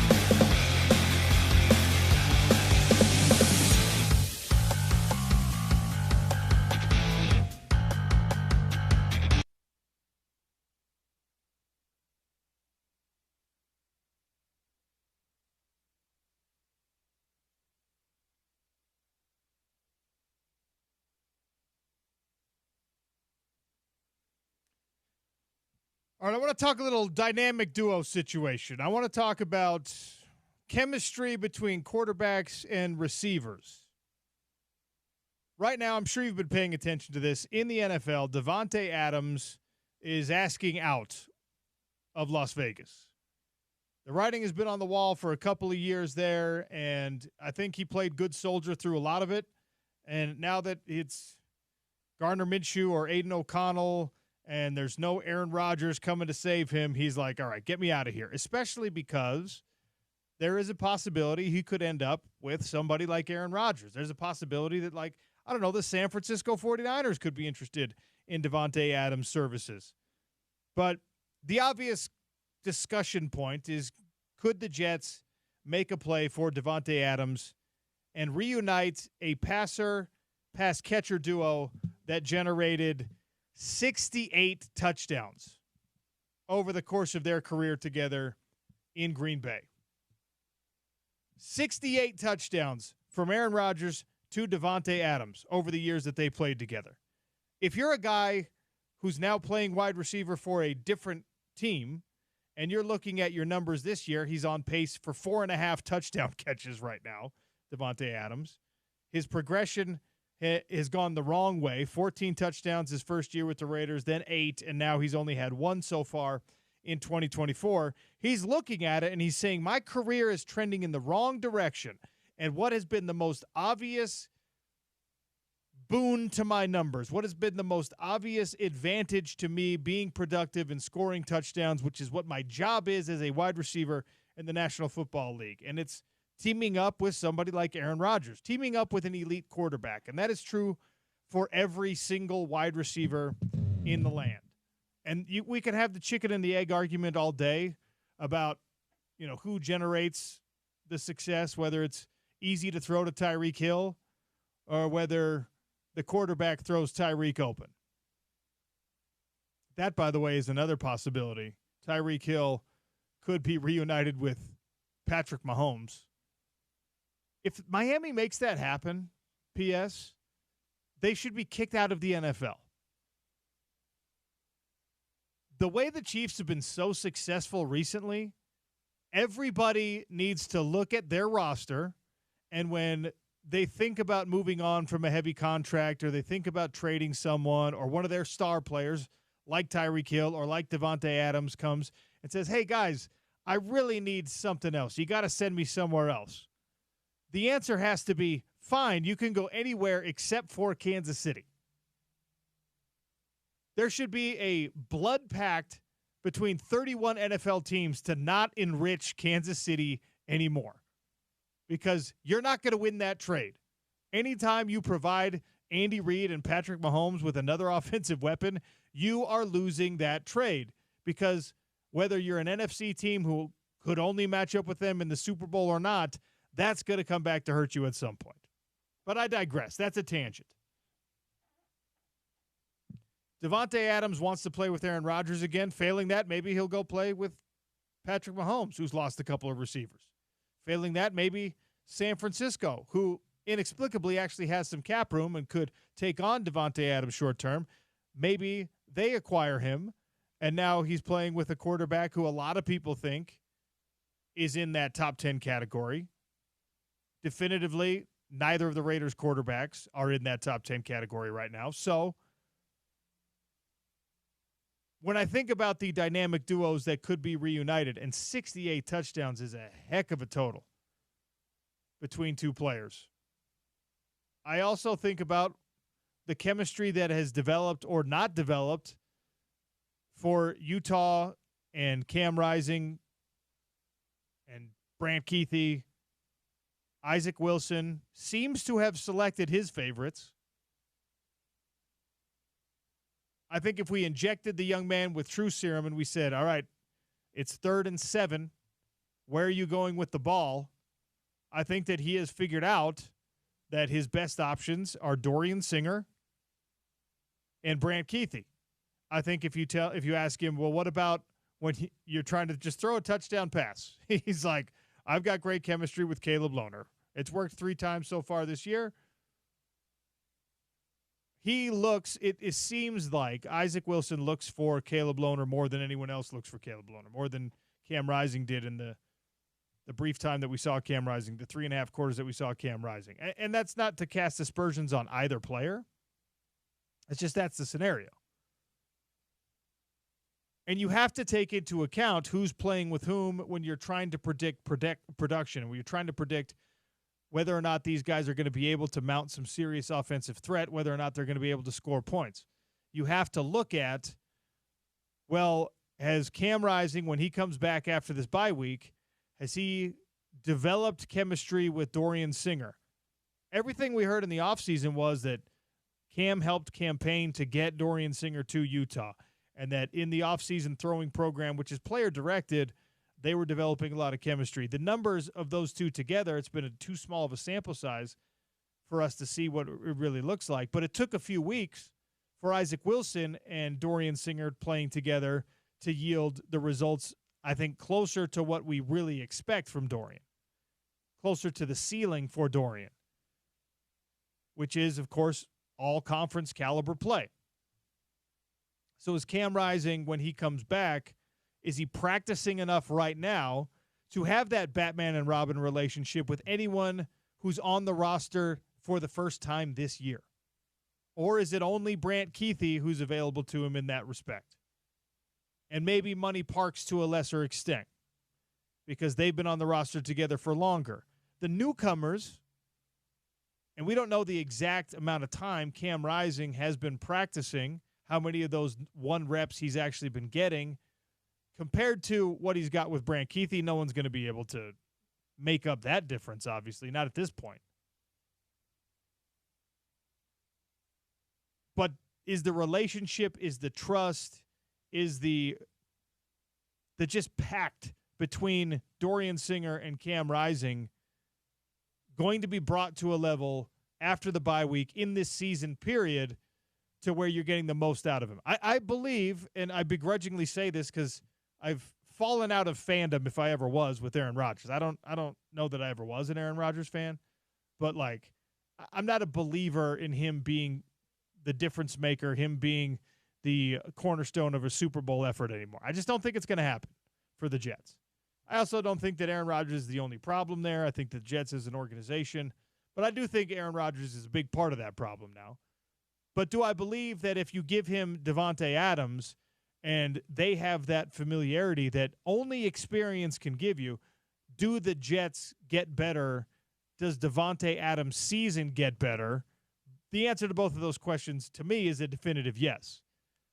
Because that experience together, that relationship, that chemistry is something that in sports, especially with big-time contracts and with free agency as it is and with the trade market as it is, it's harder and harder to create that. There's not always cap room on a team for two great players to develop elite chemistry. Look what happened with Rob Gronkowski and Tom Brady. Their chemistry was so successful and so intact that it didn't matter what uniform they were wearing. It worked when they were Patriots. It worked when they were Buccaneers.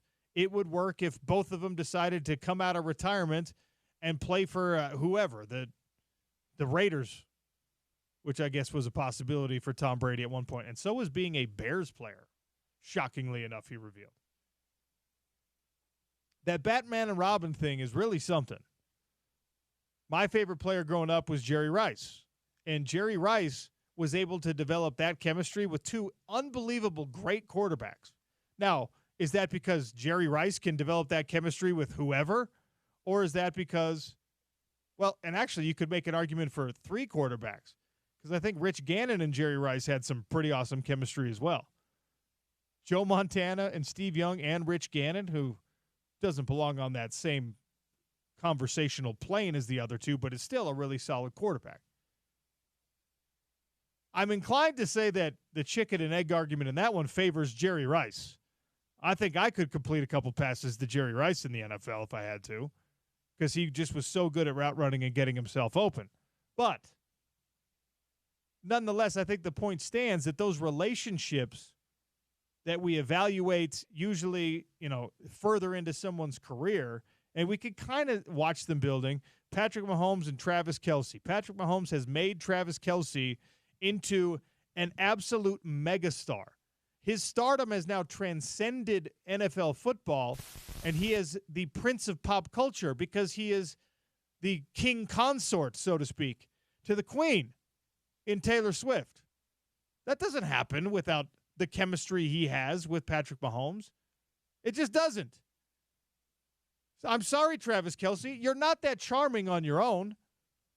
You by yourself, without the success, without the being the center of the football universe, you probably never get the attention of Taylor Swift. She seems really hard to impress. If you're like, I am the fourth best tight end in the NFL, she's probably like, I don't care about that. Now, I don't think that's the reason that they're together. Obviously, attraction and chemistry, things work out. But Patrick Mahomes and Travis Kelce having that chemistry has changed the trajectory of many lives, of Andy Reid's entire coaching reputation, of the Kansas City Chiefs as an organization, of Patrick Mahomes and his legacy, of Travis Kelce and his legacy, and now of Swifties all over the globe. That's probably the most impactful NFL receiver-passer chemistry that's ever existed. Brady to Gronk. I mean, Utah has to find a way to manufacture like the most low-calorie version of that with a quarterback who, in the best-case scenario, is going to play 7 games for you, 6.5 games for you in a regular season. Thank goodness Brant Kuithe and Cam Rising have been on this roster for 7 years, or have been in college for 7 years and on this roster together for 6. Thank goodness for that. Because it's the greatest hope that Utah football has of a sure thing, surefire chemistry situation. And guess what? The reason I maintain an optimistic viewpoint on post-bye week football for Utah is because the brief glimmers we saw of those guys on the field together were exactly that. It's not quite the Patrick Mahomes behind the back, or it's not quite the Patrick Mahomes I'm looking to my left, but the ball's coming out to my right because I know exactly where Travis Kelce is going to be because we have that much trust. We have that much implicit information, unstated and non-verbalized communication between one another. We've got that level. That's where Cam Rising and Brant Kuithe are, probably on a level that most other college duos just can't be, especially in this modern era with all the transfer situations. So my cautious optimism for Utah football after the bye week and Cam Rising being able to play, and hopefully Brant Kuithe with the ribs or whatever's bothering him, the bumps and the bruises being somewhat healed, is those guys, when we did see them on the field together, had not skipped a beat. 700 days away and 600 days away from the game of football, respectively, that Batman and Robin relationship still existed. And as Devontae Adams seeks that out again for his NFL career, I cannot help but be drawn to it for Utah. The possibility of that being manifest on the field again. And I want to give credit to the young freshman, Isaac Wilson, by the way, for doing his best to manufacture that in his limited time. When it's all said and done, I think that Isaac Wilson will have selected, probably as a 3-year starter at least, maybe 4-year starter, will have selected somebody who's been on the roster with him for 2 or 3 years as his right-hand man, as his guy, as he's the positive, that's the negative charge on the battery. However, whatever stupid sports analogy you want to use on it, I think Isaac Wilson will have established that. He's done a really good job in a pretty short time with Dorian Singer in establishing that trust and that chemistry. And he's done a really good job with Caleb Lohner on those rare reps to know where to put the ball for the most part. But if we're looking for an analogy, and maybe I'm the only one who is, looking for the analogous comparison from the NFL and those great duos that may or may not be reunited post-NFL trade deadline, That's what I'm looking for, is Cam Rising and Brant Keithy. Isaac Wilson, it would take him until at least a Big 12 championship game for me to characterize his chemistry with Dorian Singer in that same category, even though they've both done a great job of establishing that, and even though they have both proven to be players that the other guy can trust when it's time to get the yardage. Just something that came to my mind as the NFL headlines are that, hey, there's a bunch of trade destinations for the Raiders to send a guy who is clearly now unhappy with his lack of production and his lack of touchdowns in that silver and black uniform. There's like 11 trade destinations that are feasibly possible from an asset and cap standpoint.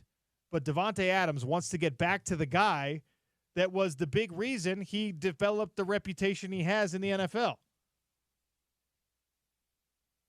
And if I'm Aaron Rodgers, I'm looking at it and saying, dude, it's not going well right now here in New York, and maybe I'm part of the problem, but you want to help fix part of this problem? Get me that dude, because the proof is in the pudding. We have scored a lot of points together. 877-353-0700 if you want to weigh in on your favorite duos. Doesn't have to be this year. Any year. For Utah football, for BYU football, for your favorite pro team, whatever it is. I think we hit most of the good ones in this NFL. All right, we'll close things out. Spence Checketts, a little crosstalk. We'll give away some tickets. On the other side, I want to remind everyone that Black Desert Championship is coming back to Utah, or coming to Utah, I should say. Not coming back. The PGA Tour is coming back because of the Black Desert Championship. It's coming up next week, October 9th through the 13th at Black Desert Resort in St. George, blackdesertevents.com at Black Desert Championship. PGA Golf right here in the confines of our home state, and a beautiful, beautiful, beautiful facility down there at Black Desert Resort. Check out the Black Desert Championship. First time in 60-plus years that the PGA Tour has been in the state of Utah. And as you're thinking about what to do with your bye week, maybe the right thing for you is to get involved with a little fantasy football, and not the I'm going to draft and join a league and my buddies are going to give me some crazy punishment if I'm in last place. I'm talking about underdog fantasy. I just started doing this. I'm already having so much fun with it. I want you to share it with me. OC Show. If you download the simple-to-use mobile app or go to underdogfantasy.com and you put in the promo code OC Show, you get a free pick on your first cash pick'em entry, plus $100,000 in bonus cash. You're eligible to win that when you make your first deposit. OC Show is that promo code, underdogfantasy.com. All you do is you select a game, you select a player in that game, and you say, I think that somebody's going to go higher than this level of passing yardage. Is Kirk Cousins going to go higher than the projected total on the app tonight? Is Alex Pereira in UFC 307 this weekend in Salt Lake City, is he going to take longer than 15 minutes to get this championship fight won? Do I go higher or lower on that total? That's an easy way to play fantasy, and you do it with real cash money. Must be 18 or older, present in a state where Underdog Fantasy operates. Terms do apply. And if you're concerned with your play, call 1-800-GAMBLER or visit www.ncpgambling.org. Sean O'Connell Show closing it out on a Thursday with some crosstalk and Spence Checketts and a giveaway on tickets next. It's ESPN 700.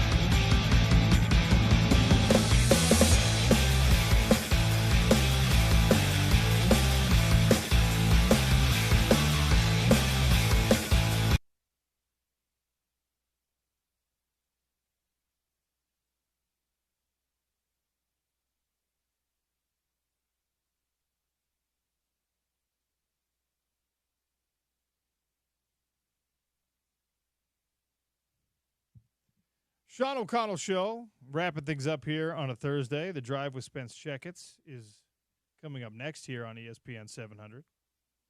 I put a couple poll questions out there for you as we started the show today. What do you do with the free time on a bye week Saturday as a fan? Look, we're all fans here. We're fans of the sport. But you commit like 4 hours of your Saturday to Utah football at the very least. And if you're listening to our full coverage here on ESPN 700, you might be taking 8 hours out of your day to take in Utah football. Well, what do you do with the free time provided by a bye week this coming Saturday for Utah or for BYU fans? 51% of you say that watching other college football games, you degenerates, I love it.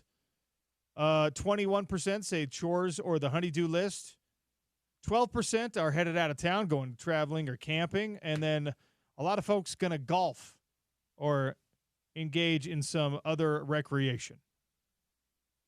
James, is this what you just put on? This is your answer for what you're going to do on the little Utah Hockey Club at the Maverick Center on Saturday for James Peterson. I like that. Little last preseason game, right? Is that their last preseason game? And then next week, the puck drops on the regular season Tuesday night. Can't wait. Going to be there. Not in a media capacity, just as a sports fan. Going on the tickets. By the way, I don't know if any of you have driven past the Delta Center in the last couple of days. The Delta Center now has a giant Jazz note out front, and they have a giant Utah Hockey Club puck out front. They now are given equal status. Instead of being one in the center, one behind, they're two off-center gigantic logos over there. Oh, I almost forgot to give away tickets. I got to do that. 877-353-0700. 2 tickets to Billy Joel and Sting coming to Rice-Eccles Stadium May 23rd. I'm not going to go too far back in the show. We just talked about this when we were discussing some dynamic duos as Davante Adams reportedly trying to engineer a trade that would bring him back to teammate status with Aaron Rodgers. When they were together in Green Bay, they connected for how many touchdown passes? 877-353-0700. How many touchdown passes from Aaron Rodgers to Davante Adams? Final segment of the show and Crosstalk, always brought to you by Warner Ineos Grenadier. If you want to elevate your drive, call them up this weekend, the bye weekend. Perfect time to do it. Demo the all-new Ineos Grenadier at Warner, 2400 South, 5600 West in West Valley. Browse online at WarnerIneosGrenadier.com. Sean O'Connell Show coming to a close. Spence Checketts and The Drive are next. Hey, Spence. Hello, Sean. Oh, there we go. There we go. You know, a radio station where you got to do 7 things to turn on a mic. I learned a few things about Sean O'Connell last night. Uh-oh. So KSL, our good friends, did an awesome video on you. Uh-huh, yeah. And great job by them. Great job by you. I never knew you transferred up to Weber to play for Ronnie Mack. Oh, yeah. Yeah, I finished my career up there. I didn't know that. Yeah. The whole what a great Utah experience. It was awesome. I actually put a little further context behind it. You know, at Utah, it wasn't working out. You have your exit meetings, so to speak, and you played on a pretty good team, Sean. Well, but after that, I was still there, and okay. Things weren't beautiful in 2005, but I wasn't getting any time, and it Fair. was like, all right, the writing was kind of on the wall for me, and I was running out of eligibility, and I graduated that 05 year from school, and so I had eligibility as a grad transfer to go somewhere else if I so desired, and I ran into Coach McBride at a wedding, a former player's wedding, and he was just like, what are you doing? Come play for me.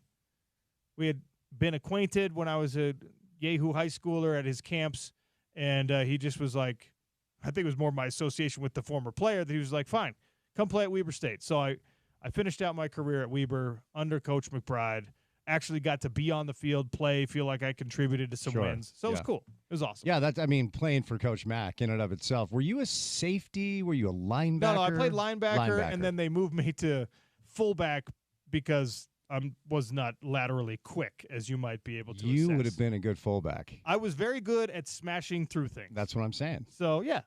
Yeah, Ron McBride, as I said in the piece, and thank you to KSL for doing it, I feel so indebted to him because if he hadn't provided me that opportunity, I never would have really been a college football player. Sure, yeah. You know? Yeah. I would have been a guy who was on some rosters and, like, it wouldn't have felt good. And I still didn't have a great year or career at Weber State, but I got to check a box that otherwise, without his help, probably wouldn't have been checked. Yeah, that's really cool. The other thing I learned, and I do not know your bride, although we're Instagram besties, I gained a lot of respect for her. You were with her before you won your fight. Yeah. It's a big deal. She, you know what's awesome is we started dating, and 2 weeks later, I got the boot from ESPN 700. Oh, really? Yeah. I did not know that. Yeah. I lost my previous gig at ESPN 700 right when I started dating my now wife. And so she was with a semi-retired, unemployed sports MMA, whatever you wanted to call me, and stuck around. So, See, yeah. That's badass, man. That's really cool because, it's one thing, if like she slid into your DMs after you won your mill. It's like, hey, what's up, Sean? But the fact that you knew her before, lost a gig, she stuck by your side. Because, again, I don't know her, but she's a lot better looking than you are. Yes. And true. the fact, like the scene, I'll be honest, the scene that, because I'd never seen it. I followed the fight just because you're our guy and you're our local media guy, and I always liked you. And when I heard you had the opportunity, I'm like, let's see if our guy can get it done. Yeah. But the scene when you found out you won, you went to the corner and the other dude was like, I don't know what that dude's deal is, but I'm done. You're right. And then they showed her in the stands. It made me like even a little emotional, not really knowing her. I thought it was really cool. Yeah, it was amazing. She was pregnant at the time. It was a huge moment for our family. You're a writer. You need to write like this. Yeah. This is a movie script, dude. Well, I saw Warrior. This is cooler than Warrior. Come on, man. It was a great moment for me, and 100+ people flew from Salt Lake City or beyond to come watch it, and they were all wearing our guys at Rockwell made shirts, Sean O'Connell shirts with the T-Rex skull on it. The Rockwell guys, they're bountiful guys. They're good people. Yeah, it was great, and I appreciate KSL for jogging the old memory lane situation and causing me to blow the dust off the old belt, and it was fun. Well, we all have stories, but yours is extra cool. I think it says a lot about your character. I'm thinking Tom Hardy plays you. Who does your wife look like? Who does she get? Okay. So lay it on me. I don't care what it is. You don't have to sound. She's a lot better looking than you She's are. probably not listening right now, so I can say this, but she gets mad about the comparison, and I'm like, how could you be mad about this comparison? This is an actress who is cast as leads because she's so beautiful. Did you watch Peaky Blinders? For sure. Annabelle Wallace plays the love interest. Oh, yes. And that's who she looks like. Annabelle Wallace, Tom Hardy, Bradley Cooper can play me. Perfect. Right? If DiCaprio's not available, I think that's the way we go. Would it throw people off if I requested that, like, Michael B. Jordan play me?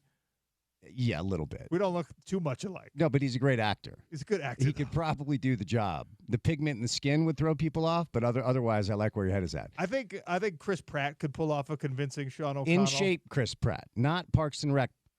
Chris Pratt. Well, it depends on what phase of my life we're talking about. When you were fighting. Yeah. Not now. I'd be okay with Andy from Parks and Rec playing me. But for real, man, respect. It's a Thank really you. cool story. Thank you. It was cool to sit down with KSL and have it heard again and go through that. I'm indebted to so many people for making that dream a reality for me, going all the way back to my lackluster experience at the University of Utah. Like my teammates there, the coaches there, the strength coaches in particular, like taught me that I have a threshold that I was unaware that I had for suffering and for hard work. And that served me well in MMA. So. And it's a great lesson. There's no reward without the suffering or hard work, no matter what you do. Radio, no matter what it is, sales. If you want to find the promised land, you're going to have to figure out a way inside of you to find the fortitude to do the work. And that's what it was, man. So I thought it was really cool. Thank you. What's coming up on the drive? So, bye week for Utah BYU, but of course we'll continue to talk college football. RSL leaves 3 points on the table. Jazz training camp opens. Utah Hockey Club last night. Kyle Bonagura stops by. He was in town for the Utah-Arizona game. He's been all over the expansion. We've got Bowler and Monson live in studio. We'll start off with Jason Kreis. So as we do every day, we'll do a little bit of everything. Love it. Stay tuned for the drive with Spence Checketts. Correct answer, on the trivia question. 68 touchdowns between Aaron Rodgers and Devontae Adams. So, yeah, you try to get back to that promised land if you're on the receiving end of 68 touchdowns. Thank you to everybody who joined the show today. Thank you to all of you listening and weighing in. Enjoy the drive. The Sean O'Connell Show is over on ESPN 700.